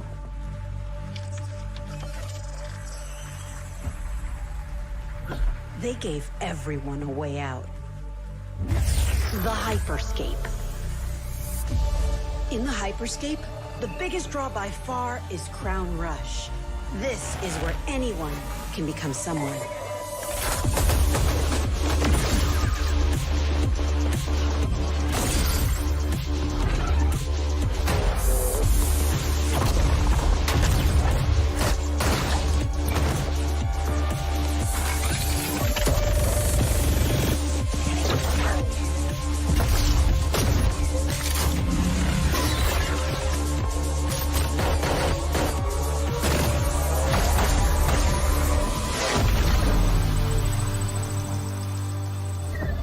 If you get good at Crown Rush, it can change your life.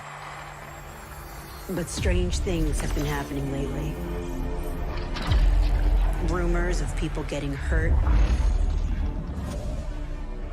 Users disappearing from the real world. A darker secret lies at the heart of Hyperscape. And we have to find it. Some of us are searching for a way up. Some of us for a way out. And for others, a new way altogether. That's what brings us to the edge of the future. To the Hyperscape. I'm JC, Creative Director on Hyperscape. JC's work on Far Cry Primal and multiple Prince of Persia titles has established him as a top creative here at Ubisoft. For me, what's exciting is we started building it from scratch. Seeing it grow, adding ideas is really cool. Hello, contender. Welcome to the Hyperscape. The game takes place in 2054. It's in a future where humanity has grown a little darker. One of the companies there, they are launching what's called the Hyperscape, which is a virtual world and the internet of the future. It's the place where everything converges. Within the virtual world, there is a battle royale that takes place in the virtual city of Neo Arcadia.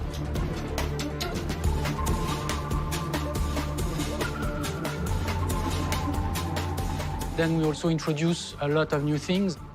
You get the opportunity to do parkour on the rooftops, to go into interiors where it's much more narrow, much more stressful. You get to go to the landmarks where there's more opportunities to get cool items, but also more players, so it's a risk-reward kind of deal. We introduced the notion of hacks, special abilities that you can pick up on the fly to adapt your tactics. With hacks, you can do things like teleport yourself, you can wrap yourself into a ball and bounce around the battlefield. So a lot of abilities that let you have fun, that are toys that you can play with. And finally, it's made as a spectacle, so all the viewers will be able to interact with the game on different levels through the Twitch extension.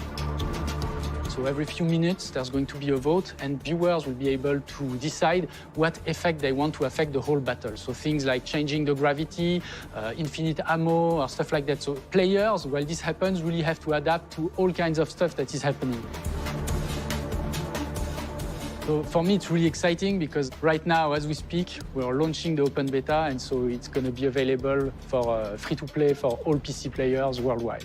And I really want to thank all the players, all the streamers, and all the viewers who participated in tech test and who will participate in the open beta. Here's a short glimpse of what you can expect.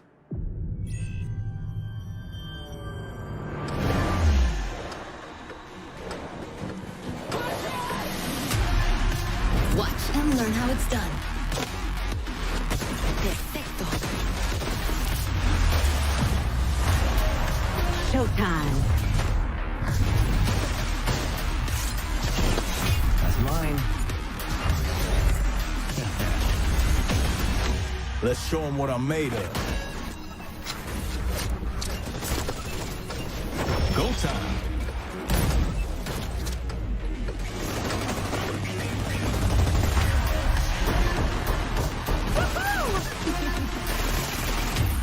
Watch closely. Here we go.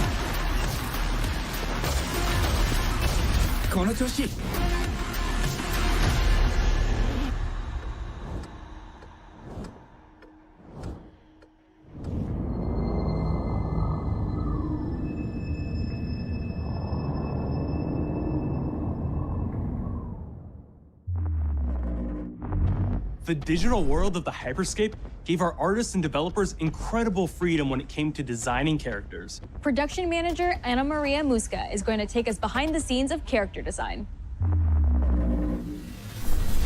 My name is Ana Maria Musca. I'm the production manager for characters and weapons on Hyperscape. We have paid an exceptional amount of detail to our characters.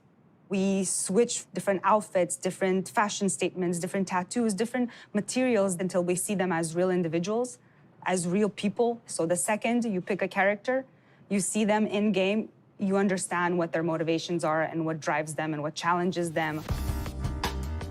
This was the first lineup of characters. This is our default base, but Even starting from the hair down, everything has been meticulously thought of. Would this person actually like this type of outfit? Would this person enjoy the type of tattoos that we're putting on them? Will they actually like to be in this body? Each season, we plan to produce new outfits for these characters. So we're hoping some of our players are gonna see the effort and maybe even correlate some of the accessories to what's gonna happen in the game. We're very excited to see it in people's hands. As we move into the next generation of gaming, Ubisoft has been working closely with console makers to take advantage of all the extraordinary capabilities these new consoles will offer.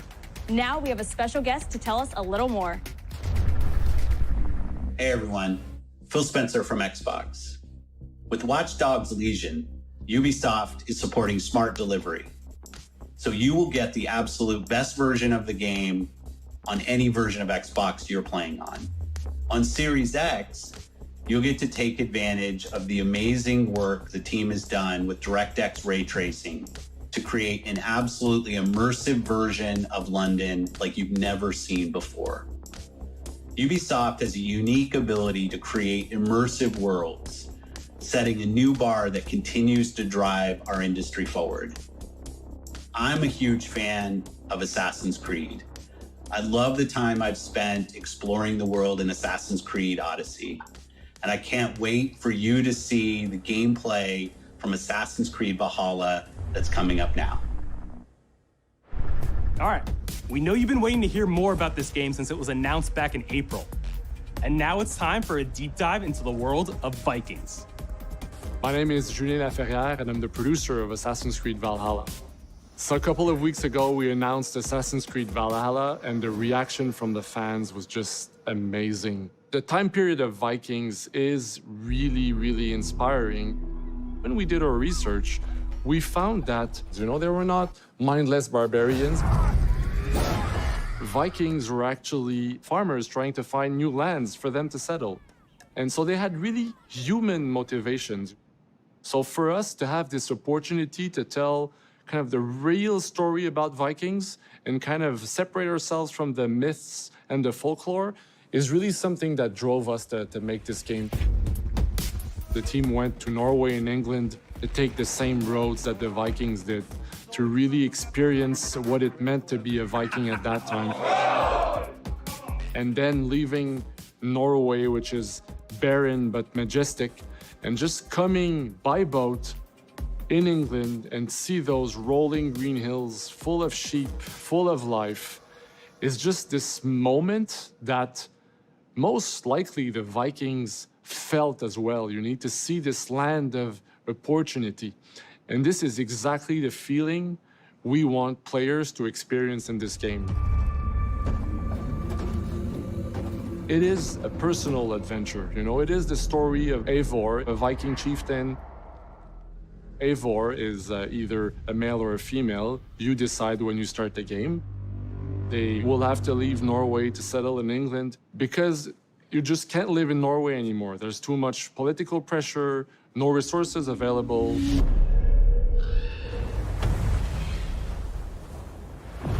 Obviously, in England, it's full of Anglo-Saxons and other people, and they don't really want you there. So you will have to fight your way there to kind of build your own settlement and see your clan prosper. Vikings were brutal warriors. Shields! And the fact that they were mastering a lot of weapons coming from the medieval times really inspired us to kind of revamp the fight system, to leverage the brutality and the intensity of Viking combat. Vikings were not only fighting face-to-face, they were masters of stealth and deception when needed. They used basically any sort of tactics they could use to win the battle. So we want to portray the full range of combat that you can imagine coming from the Vikings.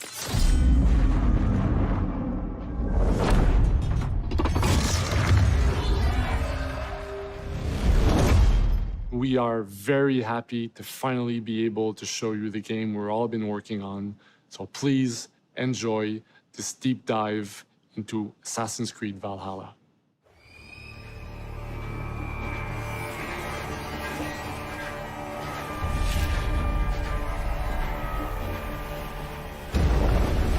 In Assassin's Creed Valhalla, you will relive the epic saga of the Viking invasion of England. You play as Eivor, a Viking from Norway, who will lead his or her battle-hardened warriors across the North Sea to the British Isles. Eivor is driven by an ambitious goal, to build a thriving Norse settlement in a hostile land. For the good of our clan, it is time we go a Viking. Today we raid, that tomorrow we may build. England is a dark age tangle of broken kingdoms and warring dynasties, a land of opportunity and riches. As you prowl England's rivers by longship, you may raid locations you spot from the shoreline. Ground your ship and blow your horn to lead your raiding crew into battle.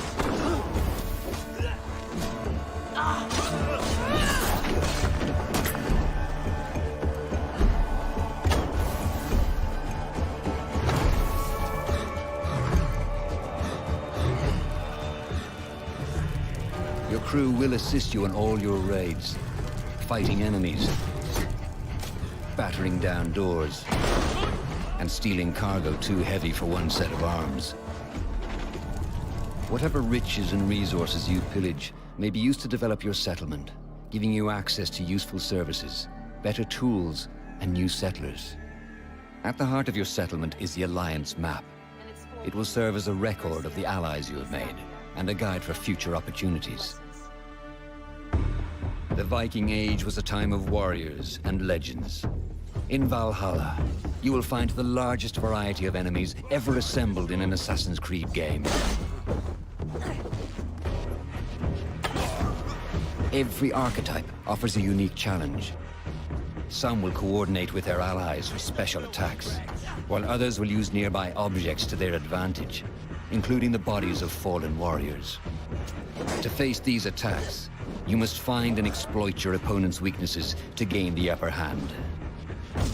Take the fight to your foes with a host of brutal new combat abilities. Snare them with the Viking harpoon. Pummel them with throwing axes. Incapacitate them with the new stun system to keep them at a distance, or finish them off. Dual wield any two weapons you wish to unleash a deadly combination of attacks. Customize your fighting style as you see fit, and become a legendary Viking warrior.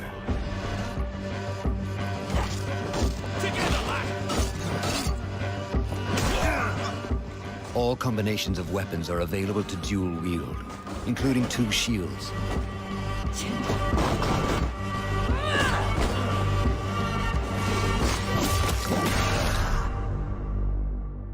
Not all situations call for violence.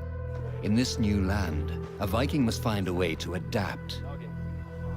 As Eivor is not welcome in England, you may need to outsmart your enemies, avoiding unwanted attention in towns and bustling cities. Use Eivor's hood and cloak to blend with crowds, and slip past watchful eyes, an unseen hunter among the people.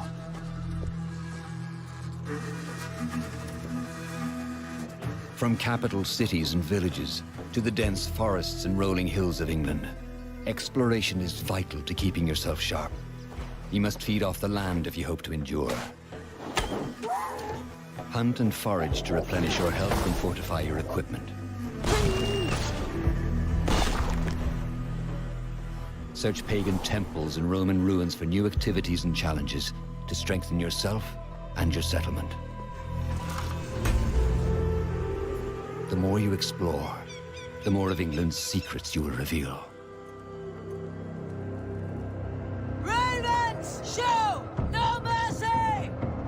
But as you push deeper into England, the enemy will push back. In a series of climactic moments, Assassin's Creed Valhalla will feature massive assaults in which you will lead Eivor's army into battle against heavily guarded Saxon fortresses. Today, we will reclaim her. Today, we fight for your land And tomorrow, we rebuild! For Istanbul. Assassin's Creed Valhalla will transport you to wondrous and haunted lands, inspired by Norse myths and England's pagan roots.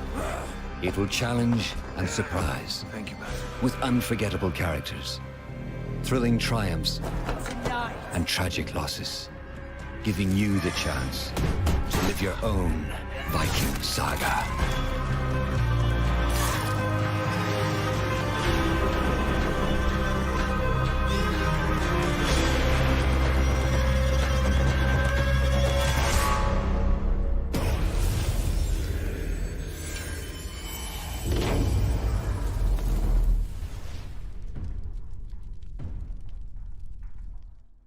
Ninth Century England is truly unlike anything the franchise has seen before.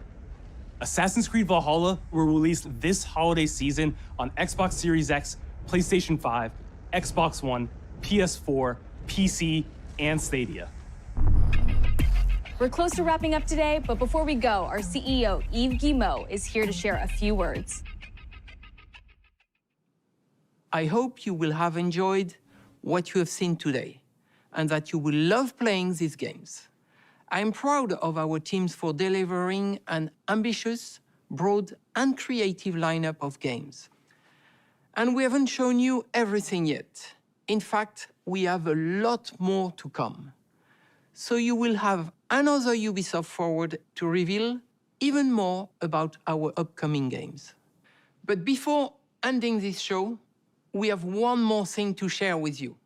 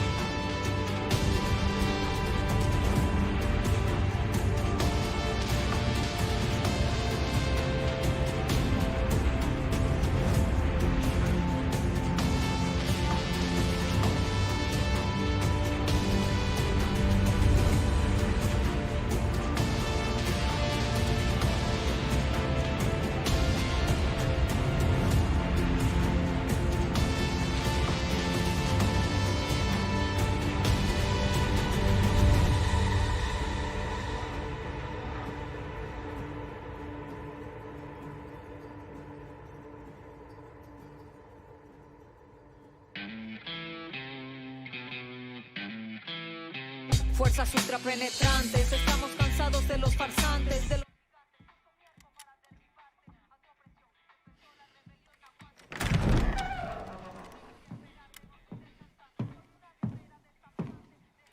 It's beautiful, amigo. Perfect, but useless. I have something for you, Diego. Give me your hands. Papa. Now, the grenade is simple. It has 4 basic parts.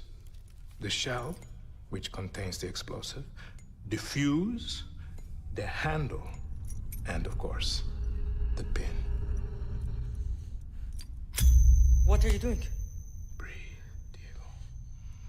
Breathe. The pin simply holds the handle in place. It is only when you let go that this grenade goes boom.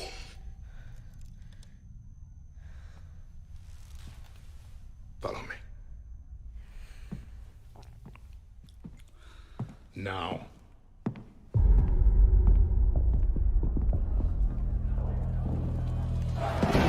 I am El Presidente, which means that someday you will be El Presidente. And our people, they do not know how to be happy. They are torn apart by opinions, noise, indecision, strangled by their own freedoms. And even if you have love in your heart, even if you want what's best for them, if you only want to save them from themselves,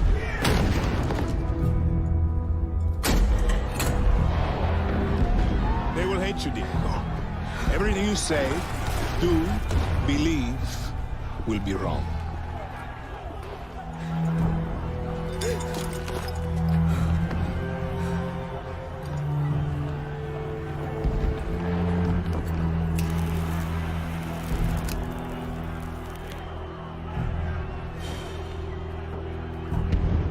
They will answer you with screams, call you evil,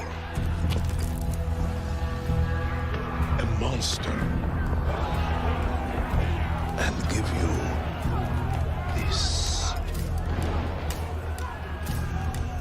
So you tell me, are you evil? Are you a monster?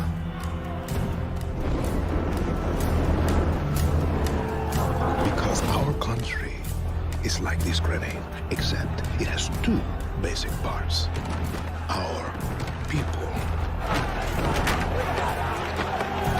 and you must clutch them nice and tight, or we all go boom.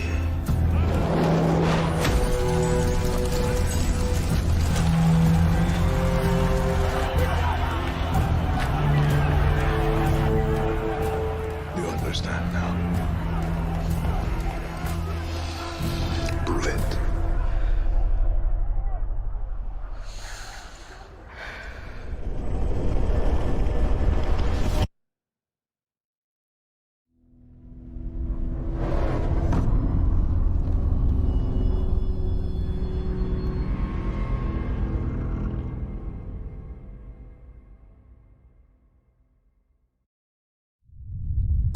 And with that, we're wrapping up our first Ubisoft Forward.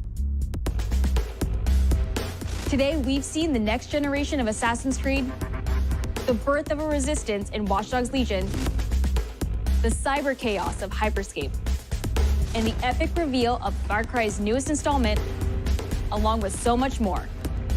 Remember, we'll be back later this year with another Ubisoft Forward filled with tons of game news and updates. Thanks for joining us.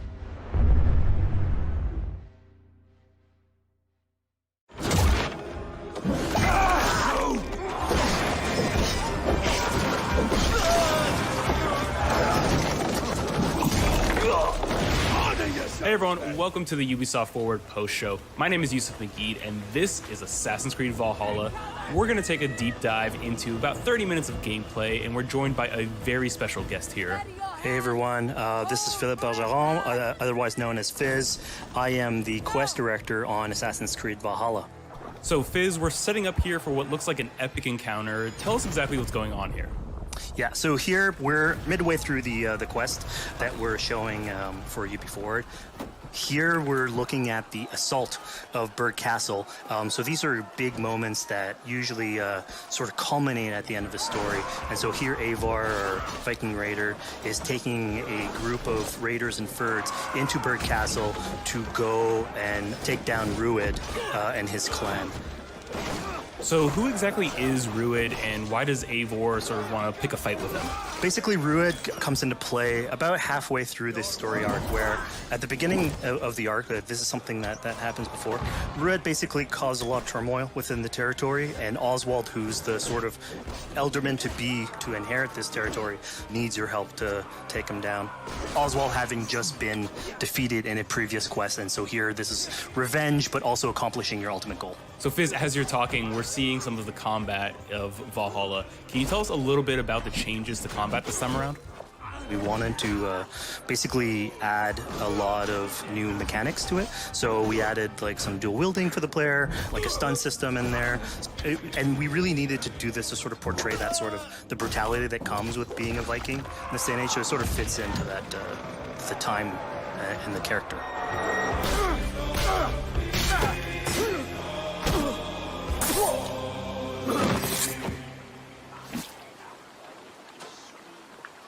Oswald, he lives. Oswald lives! Eivor, is that you?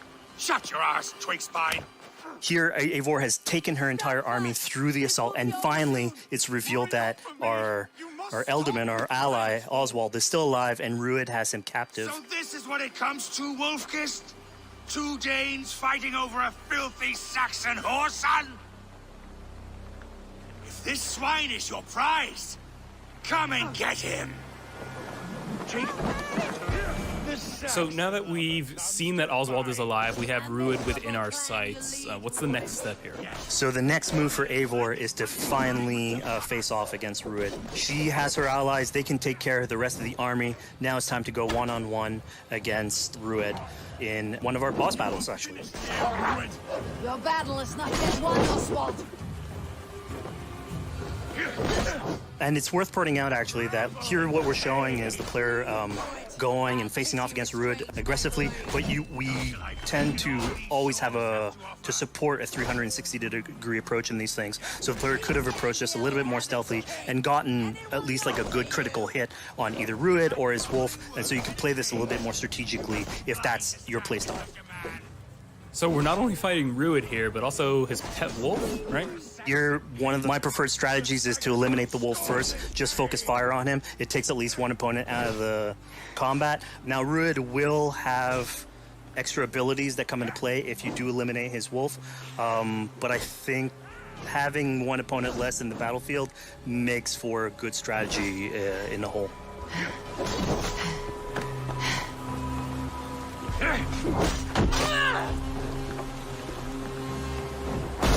Your efforts. Only the cold dark of Niflheim awaits you.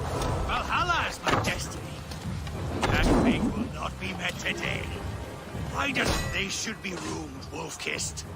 Made thralls, not treated as equals. We are better than this. Than all of them. Do not drag me down to the sewage you wallow in. Why does a Dane fight tooth and nail for a Saxon? You'd throw in with these wastrels? These argive swine? Eivor, no! He should be tried before God. A lawful assembly. All right, so we've defeated Rued, we freed Oswald. What comes next? Oswald, in this case, prefers for Rued to be kept alive, and so you basically have to choose, are you going to go against his wishes or stay true to your nature? So we have this choice to make, but before we get into that, I want to rewind a little bit because we just did this big, grand assault, but Eivor couldn't have done it alone. She clearly had to recruit some folks along the way, get some troops, get some allies. So let's actually rewind and see how we went about first gathering those troops. Right, so when coming up to an assault, it's a game of numbers. Eivor can go into pretty much any location and be a stealthy Viking, eliminating some of the assets, which ultimately would be a strategy. You can do that, and you'll have some of the ingredients or of the assets there that will have been sabotaged, but you still need an army. So here what we're seeing is Eivor going around the countryside and raising what we call a fyrd, which is the men and the women of the territory who come up and fight in the name of a king. So here Eivor is going around and trying to convince people to fight in the name of Oswald to finally take down the oppressor that is Rued. Defending East Anglia, defending you. Will you not do the same? What? Die in defense of a lost cause? Yeah, so she's really using like the image and like the leadership that Oswald had, what he meant to the people in his name. She's going to recruit these people. Pretty words, Dane. But the men of Theovard have their own battles to fight. So we're told by this Reeve that there are troops, there are allies that he could add to our cause. but first we sort of need to do him a favor. Is that right? Yeah, so obviously these people have been run down by Rued and the impact he's had on the territory, so I think a lot of these people have sort of lost hope.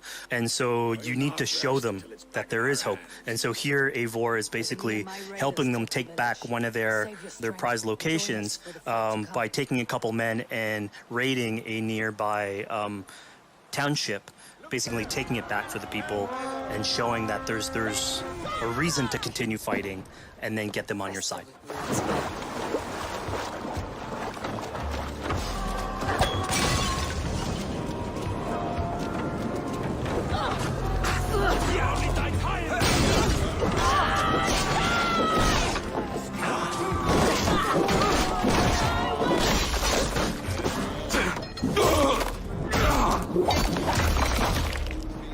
When Eivor does this, obviously you have access to a full suite of abilities. So again, the improvements that we've done to the fight system, you have some brutal axe throwing in there. You have archery or like range combat abilities in there as well.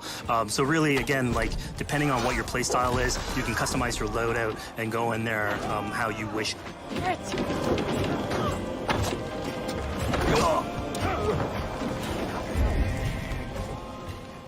Fizz, we just saw this giant pulse go out. What exactly was that? So that is what we call the Odin sight. The Odin sight is basically our interpretation of the eagle vision from previous games, and we thought it was good to sort of bring that back. It's basically Eivor's intuition. It's how she perceives the world. When player uses that, it'll highlight basically interactive objects, like things that will bring her an advantage. So we'll have arrows, like health consumables that are in there. So it really is like a good way of sort of understanding the world and showing you like things that you can go and touch. Yeah, I mean, speaking of things we can touch, we just picked up this awesome new weapon. It's something we wanted to play with on Assassin's Creed Valhalla, where we have fewer weapons in the game, but you can invest in them more, so they become your weapon. And so depending what your preferred playstyle is or your preferred weapon type, then you can go and choose, I'm gonna fight with this weapon and invest heavily into that. Not only are we looting weapons, but we see something here called the Book of Knowledge. Can you tell us a little bit more about that? They unlock skills for the players. So here you can see the Valkyrie dive that has just been unlocked. We have these spread out throughout the world. So again, to promote exploration and discovery. As you travel through the world and you explore locations, you can find these books that will add abilities that you can go and invest in, put into your loadout, then go into the different locations with the different quests in the game and use those depending on what your playstyle is. Now we've recaptured this village, we've secured more troops for our assault. Let's jump back now and figure out what we want to do with Rued. The rightful king of East Anglia has spared your life today, and so it will be.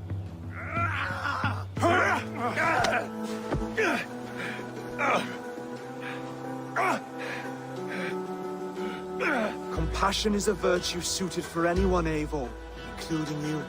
Thank you.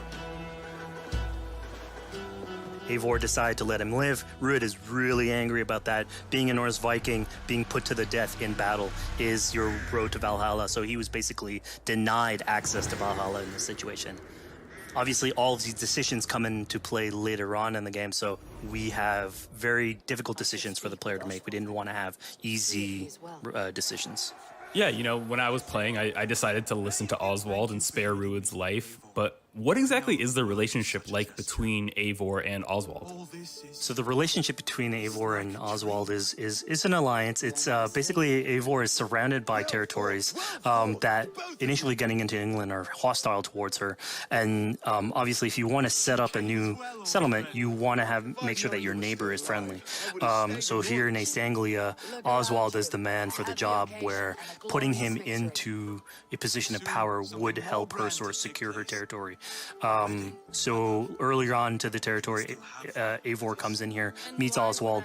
The problems he had with Rued are sort of put to light, and going through the arc, you basically help him deal with Rued and aligning basically Danes with Saxons in one territory. So, Fizz, we've completed the assault. We've gotten our hands dirty with some combat, taken down Rued. We have this big open region of East Anglia, so before we head off to Oswald's wedding, what do you say we head out, have some fun, and see what we can get into in the open world? That sounds great. So we see a cat here with a speech bubble above it, and you best believe if you let me talk to a cat, I'm gonna talk to a cat. Yeah, these are some of our some of my favorite moments actually in the game, where we put out a whole bunch of events throughout the territory.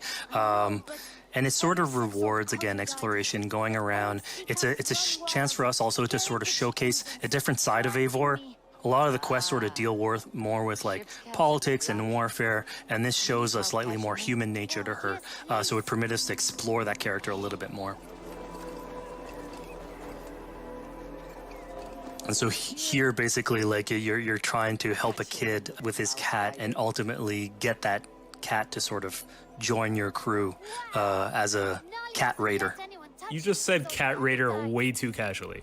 You're telling me I could have a cat Viking raider on my longship? That's exactly what I'm telling you. Oh my god, yes, I love it. Perfect.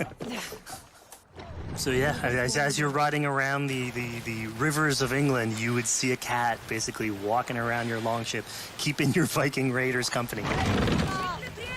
You know, speaking of the Viking longship, we're seeing some of that gameplay here now. Can you talk a little bit about how that works and functions in Valhalla? Yeah, so starting out on this project, I think the Viking longship is one of the biggest images that we all have when we think about Vikings in our game. And so Vikings had this awesome design for longship that had a very shallow hull, so it permitted them to go very far inland very quickly, and you could basically disembark Viking raiders like on pretty much any shore. We added that into the game where you can basically sail up to any location and then just decide to disembark with your guys and raid a location, loot all its treasure, get back in the ship, and then continue sailing down the river to your next opportunity. So I know past Assassin's Creed games allowed for songs and things like that to be sung on ships. Will Valhalla have a similar version of that? Yeah, so this is something we actually wanted the crew of your ship to become like your home away from home. So we added stories and songs into the ship. So basically, as the player is going around, you could decide to have your skald sort of sing a song for you as you row down the river. But you can also decide, depending on who the raiders are in your ship, to hear more about their life. So you can actually queue up stories, and they'll give you a little bit more background on who they are. So you get to know your sort of fighters as you're traveling around the world, which is a cool moment. So here we're seeing a bit of a different view. What exactly are we looking at? We had this on previous Assassins, where you would like ride on your horse and you could pull out, have the horse sort of follow the track. We have a similar thing for the ship, where you can put up your sails. It's cruise control for the ship, so you can pull back, take in the scenery, listen to some songs or some stories, and just take it all in.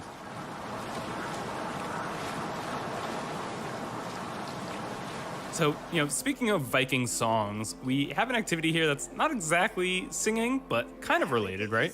Yeah, so here what we have is what we call flighting, which was an activity that Norse people would partake in. They would like to have a battle of wits and sort of poetry, where insults would be thrown back and forth between each other. The idea was to try and have a good insult, but also to have a good rhythm and a good rhyme in there. So it's basically a precursor to rap battles. Here's the silver. Now begin. To all those whom I speak, they say Eivor's a clod.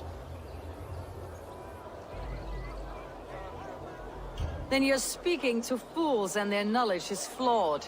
Well... How exactly do you go about being successful in one of these? The trick behind a good flight was to choose the right insult, identifying the right cadence, and then trying to find what rhymed the best. I'm known for my might. Interesting. Interesting. Silent whispers all claim that you're terribly dense.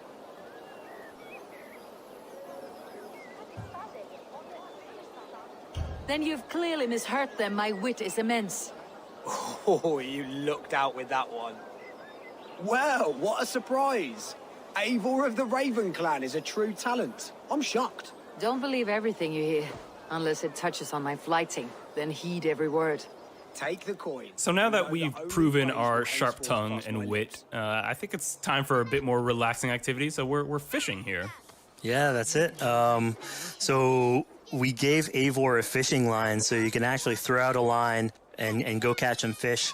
This is used basically to play into our new health loop, where the player will lose health in the world, and it doesn't automatically regenerate like we would have in the past. So you actually have to go out and get some supplies. So you'll find mushrooms and some food that you can gather. But here, like you can also catch some fish and consume that to regain some health. We also will sometimes have it in certain quests. So it's a good way to sort of chill out on the side of the water and just, again, take it all in.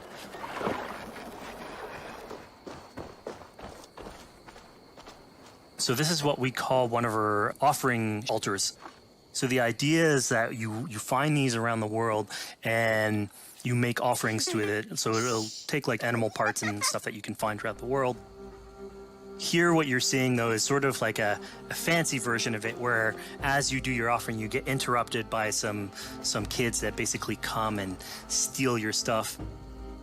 So it was just a way for us to sort of showcase that, like, the systems and the activities in the world can sort of play in with some quests and some little events. So it's our way to sort of dress up these moments and make it all fit inside the whole experience.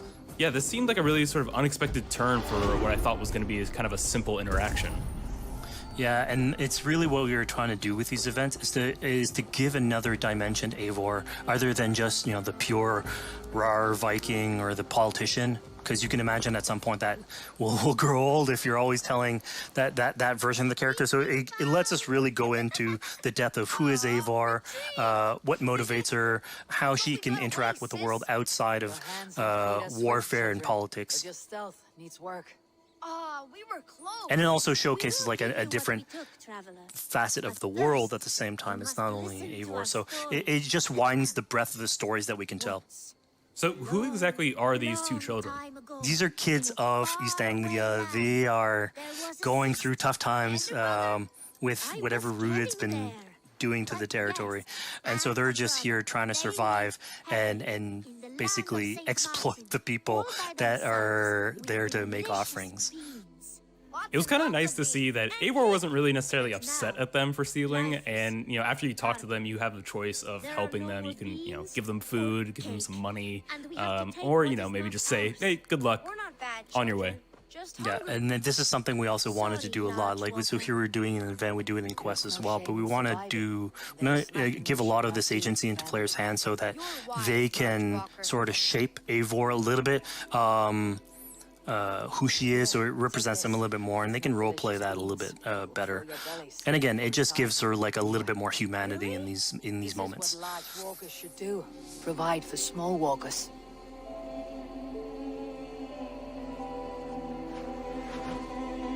Here, large walker. A necklace? Yes, it's a St. Martin seal.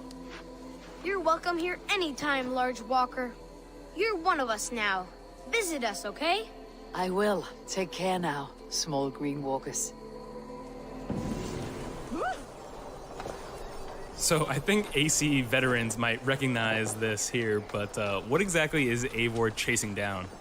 Yeah, so here you're seeing Eivor running down one of our tattoo images. So this is challenging the player on free run abilities, but also for fans of the series, sort of pulling at their heartstrings for some beloved features. So are we going to be able to tattoo Eivor? Yes. By collecting these tattoos, you actually bring them back to your settlement, and then you can customize different body parts, having different tattoos everywhere.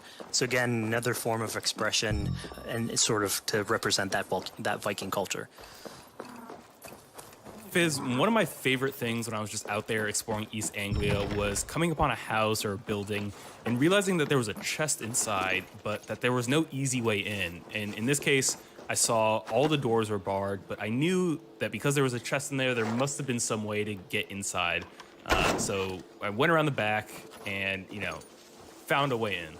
Yeah, I'm glad you actually caught on to that. You're pointing at something that we wanted to work on a lot on Valhalla, where we wanted the exploration to make you feel smarter. So we played a lot with puzzle solving. So making sure that every house that you find sort of appeals to you, like it draws your attention, and then when you want to come and explore, it's not given to you. You still have to work for it a little bit. So it'll challenge you on your observation skills, logic, just trying to find how do I get into this. So we play a lot with level design, quest design to offer challenges to players, and you basically come out of it like with a better feeling for the exploration, but you also get to see more of a story behind these locations, which we've crafted. So it gave us a little bit more time to sort of slow down the experience and tell a different version of a story.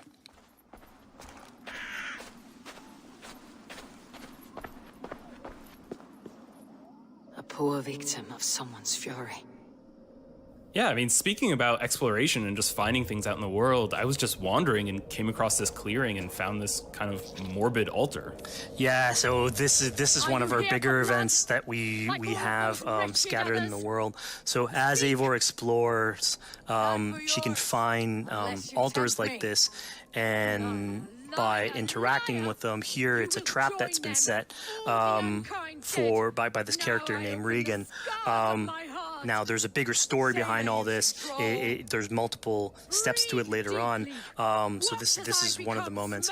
It permits us to go into a slightly more mystical realm and play with a boss fight that has more magical abilities, if we will. And basically have this awesome boss fight in the middle of the swamps. And so here the abilities that you see Reagan using are a little bit on the mystical side of things. What's happening is Eivor at the beginning in that trap is poisoned, and so she starts sort of hallucinating, seeing the world in a sort of different light and filter. And so that's sort of what lets us go into the realm of the weird. My rage, spirit of my father's rage, fill me!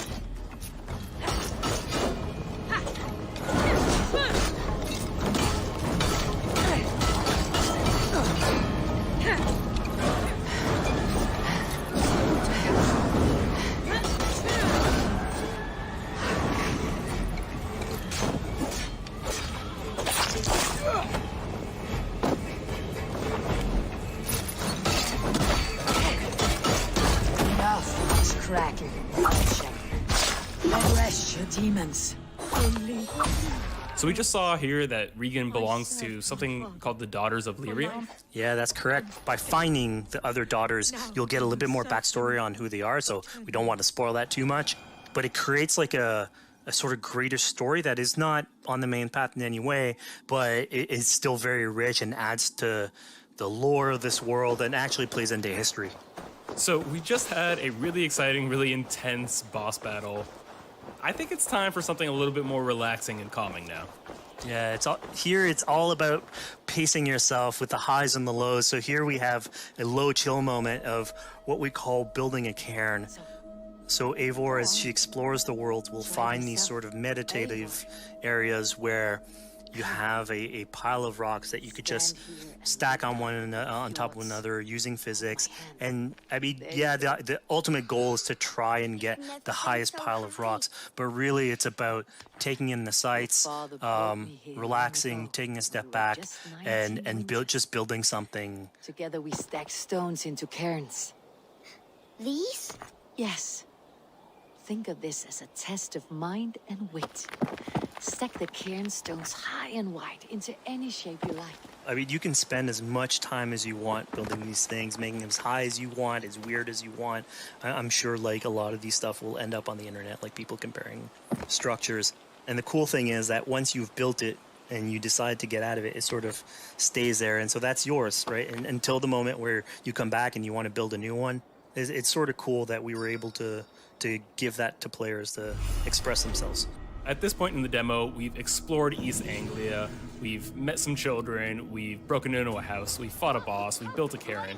I think now it's finally time to go and head off to Oswald's wedding. Yeah, so this is the moment it's all been building up to.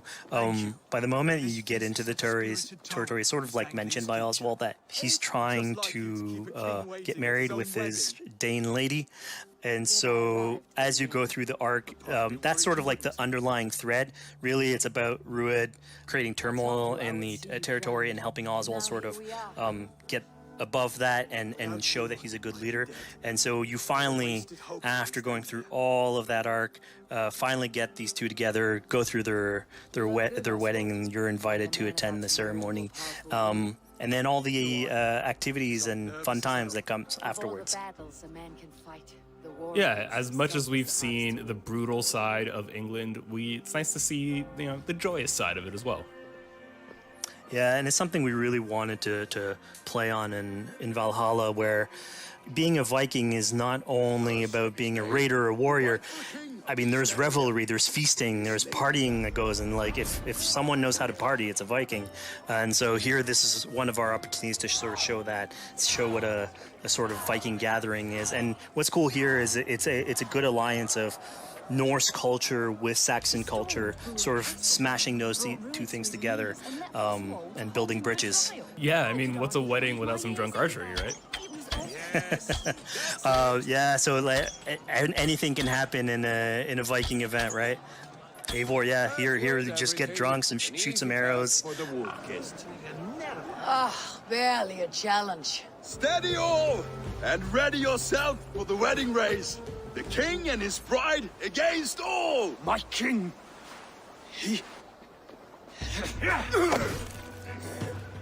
So here we see the decision I made to spare Rued came back to bite us. Yep, that's the decision you made coming back. So as we said before, all of your decisions have consequences, and this is a big one. I challenge you. I accept. You're basically presented with the option to sort of step in for Oswald, fight the fight for him, or let him go and fight his own fight. Yeah, you know, personally, I chose to fight myself because I thought Eivor is the type of person who likes to finish what she started. Plank by plank, and a dead king cannot keep his oaths. Let me finish this. Oswald, you gutless Arya swine! I'll slay the wolf-kissed, then hang you with your own tongue. How does this encounter with Rued differ from our previous fight with him? So at this point, you've eliminated his wolf, so it's just him. And so he's angry at this point, and so he will start using his big gun abilities like fairly earlier on in the fight. So it's way more vicious, way faster. There's less strategy. He goes literally swords blazing at you. And so this is a fight to the death.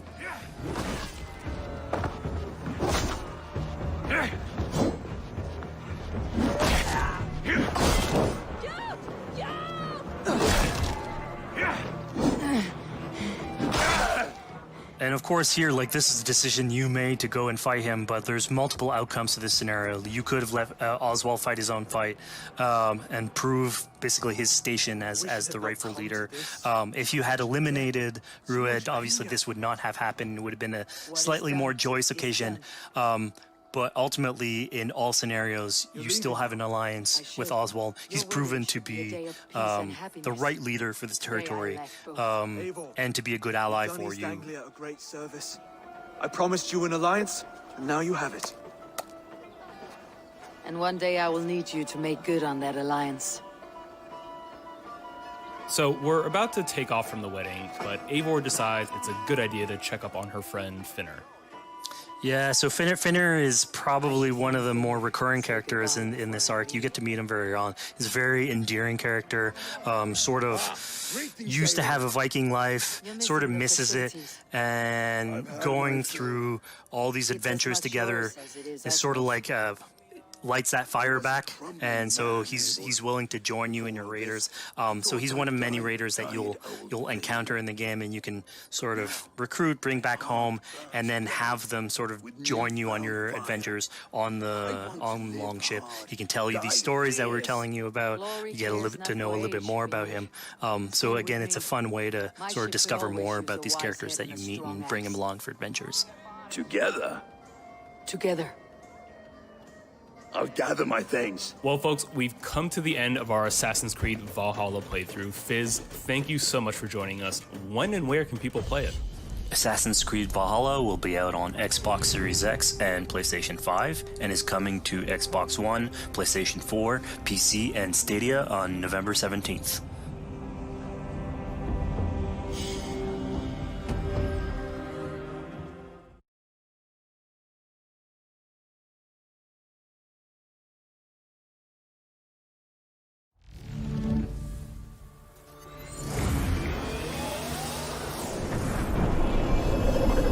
Everybody, thanks for joining us. My name is Eric Pope. I'm the Senior Community Developer on Hyperscape. And I'm Graham Jennings. I'm the Senior Producer on Hyperscape. Hyperscape's now in its open beta phase, so you can go to Uplay and download it directly. So a little while back, we recorded a match for you so we could walk through it moment to moment, explain what's going on throughout a match of Hyperscape. There's a lot going on with hacks, guns, the gameplay. So Graham and I are going to walk you through it right now, and I hope you'll enjoy it. So at the start now, you'll see the insertion phase. There's the 3 of them in the squad, so they're trying to decide on where they want to go. It looks like Helios, which is one of the landmarks, is going to be one of the choices. So all the places we're seeing on the map right now with like a name above it, that tends to be a higher loot area, would you say? For one of the big yellow letter ones like this one, this is one of the landmarks. Landmarks tend to have higher density and higher quality loot overall. Which also means most people will be going there, so you might have usually have a few more friends if you go to a landmark. So in this case, though, he's gone outside and he's found a supply crate. So he's starting to loot these instead, so he's looking for both hacks and weapons within those. Right, so the looting phase, many folks will be familiar with, but in Hyperscape, you do have those supply crates that you may be lucky enough to find. And what's the deal with supply crates? So supply crates are placed around the world, so you'll hear them and then you can go and find them. And then inside them, you'll find weapons and hacks. Usually, you find slightly better weapons and hacks within them. Here now, we've switched, so we're looking at Chimera instead. So he's in the landmark, he's in Helios now, and he's still in the looting phase. But as you can see from the red triangle up there, there's actually some friends, or not friends, in there with him just now. Yeah, so the action gets started, okay, right here. Yeah, so he's one-on-one. He's going with the Mammoth shotgun against someone who's using the heal hack at the minute, which is the red circle you can see. So that player's taking extra health at that point.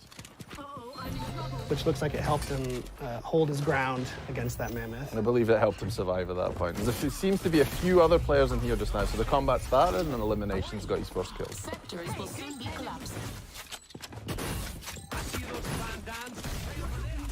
Oh no, so he's just been eliminated actually. Yeah. So he just, he's been eliminated and he's turned into an echo now. So he's going to wait for his friends to bring him back. So he's going to go to one of these restore points, which are basically places where someone else from another squad's been eliminated, and you can be restored and brought back to life at one of those points. So the action pretty much never stops in the game.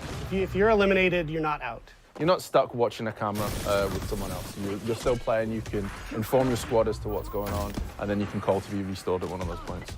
There's plenty of people, like you said, who ended up at Helios at the end. There's at least 3 other squads.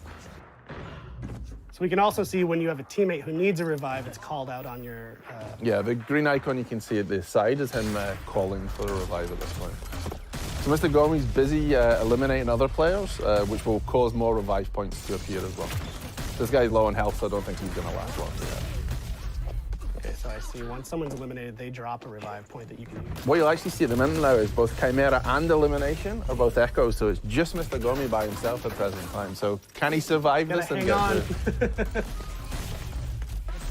He's going again. There's still a few other players in here, that's for sure. So that was the slam hack he used there. So basically he projected himself up in the air, he landed, he dealt some damage, and he's managed to eliminate the other player. Yeah, he got the elimination with it, which is pretty good. And then he's starting to bring back Chimera at this point, so he's now back into the game. Right. So he's got to re-loot and find new weapons again, because when you are eliminated, you go back to just your melee weapon. Okay, so you don't hold on to your gear when you get eliminated. No. So this is the start of the decay you can see. So you see all these blue triangles that are appearing. This is how we basically do, map size reduction and zone reduction to bring players towards a smaller map into the center. So instead of having a a circle that shrinks, we've decided to actually dissolve the map.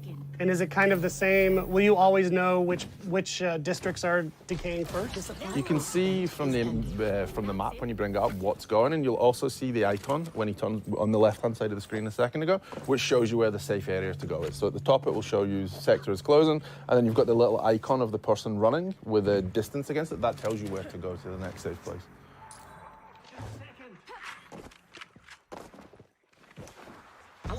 So I see Mr. Gummy has pinged that spot to sort of regroup outside of the landmark. We're going to take some height as well to start to be able to look for other players and to keep themselves a little bit safe.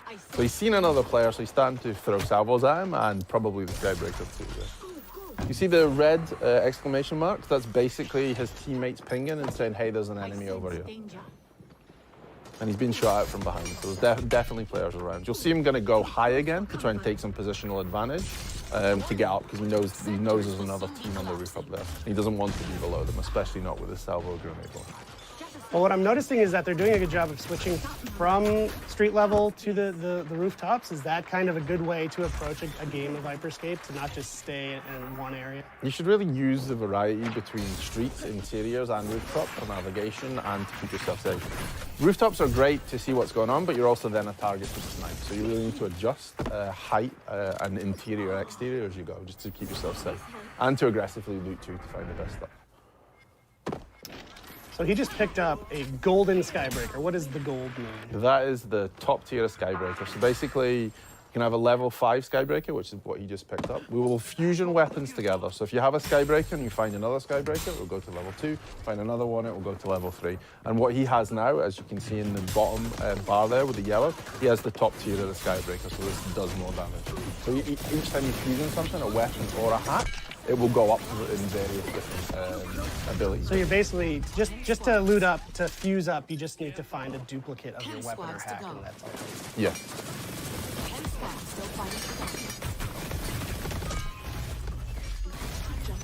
So you'll see though on the left, when you see the other players' names, you can see that Mr. Gomi has 2 yellow weapons and a yellow hack. So he has 2 fully fused weapons and 1 fully fused hack. And how does healing work in this game? So healing will either work by I took damage and then I retreated and your health bar will come back up, or if a player has a heal hack, which he actually does at present time, so you'll see that in the bottom it says heal, he can throw that on the ground and then there'll be an AoE of heal, so both you and your teammates can come into it and it will heal you. And enemies cannot heal up in that same AoE? They can't heal up in your AoE, but they could also use the heal hack themselves if they wish. Cool. So you see them now, they're starting to hunt again. I guess I've heard some other players, because you can see them starting to move around, and there's a sense that they're not alone at this point. And there's a ping for an enemy, so yeah, the combat started again. So this guy finds himself in the middle of a bunch of the 3 players, so he's not in the best spot just now. And yeah, that's the end of it.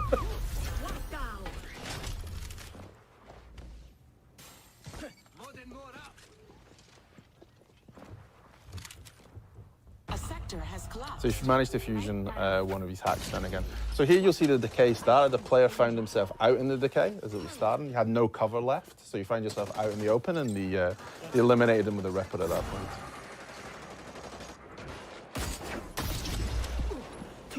And another one down for elimination. He seems to be on a roll at this point. And now he's fully fused his sniper rifle, the Protocol V. Still quick check, just make sure there's no one else coming in. You don't want to have someone behind you at the last minute. 5 squads. So there's still 5 teams left. And then we'll swap back to Mr. Gomi, who's still rolling with the skybreaker at this point. It's worked out well for him. Yeah. The decay's starting to happen in this region too, so we're starting to move forward a little bit. They have a nice variety of weapons between them. You know, someone's got a salvo, there's a skybreaker, there's a ripper. They really split in terms of hacks and weapons, so they have a nice diverse selection in terms of game style. So you see him go up high now, he's probably going to use the skybreaker. And he has, and that's the end for Takeshi Kazuya. Keshi Casualing, so now you mentioned that username. You'll notice if you've been watching the feed, the usernames all seem pretty similar in this match. What's the story with that? So this is the feature we call streamer protection. So it allows you to anonymize who's in the game. So this is basically what you can see now. This poor player has managed to find themselves in the corner and tried to hide. Unfortunately, they've been chased in there by someone with a fully fused salvo. So that was kind of the end for them. Dangerous. So they've swapped now and they've gone to the Mammoth instead. So they've swapped out the shotgun. So it's quick to change your playstyle. You can easily find another weapon you like and you can adjust based on map size, how many players are left, and continuously adjust. And that countdown that just finished was a health kit event. What does that mean? What are these events? So basically in the top right now, you'll see the cross and it's kind of ticking down. So this is said that this is the time left for the health kit event. Basically, every match, there will be cards played, which change what happens in the match. So this was the health kit event. There's things like low gravity 2, which projects you up in the air and you can jump over. And are these just random, or are players triggering these events somehow? So there's two different ways this happens. So there's a game master, Grace, who plays them in this case. Or if there's a streamer in the game, the streamer's viewers will get the chance to vote for which one they want to see. So it'll pop up, there'll be 3 different options. And then whichever gets the highest number of votes will be the one that's played in the game. So viewers are directly impacting the streamers. That's through the Crowncast extension. It's through the Crowncast Twitch extension. So here you see that you got caught in the decay then and fell through the building. So trying to move back in. There's only 3 teams left now, so we're starting to get towards a smaller map size. So it's going to become chaotic shortly. And they're just on the edge of this landmark. Of Red Tiger, so they're heading up. Here you'll see at the top it says crown appears in 10 seconds. So basically we have a crown that spawns in the wall. If a player grabs the crown and manages to hold onto it for 45 seconds, they will win that game through what we call crown victory.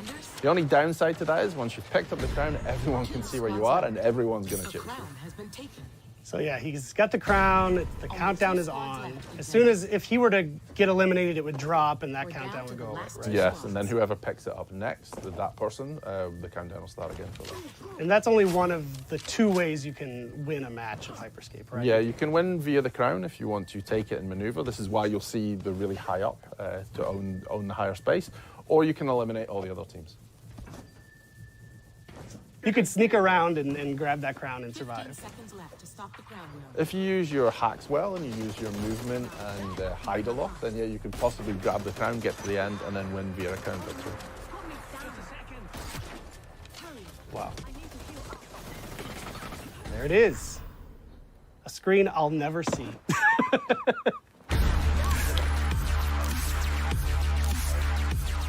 All right, well, that was just one match of the frenetic, fast-paced game, Hyperscape, that we are both very lucky to work on. Thank you for joining us. Thank you for watching Ubi Forward in this post-show. As we mentioned before, the game's available right now in open beta on PC. Just go to Uplay to download it. And we're also thrilled to be taking part in the Twitch Rivals event, with the information appearing magically on the screen below us. So Graham, thank you for your time. Thank you, Eric. Have a good day. And we'll see you in the Hyperscape.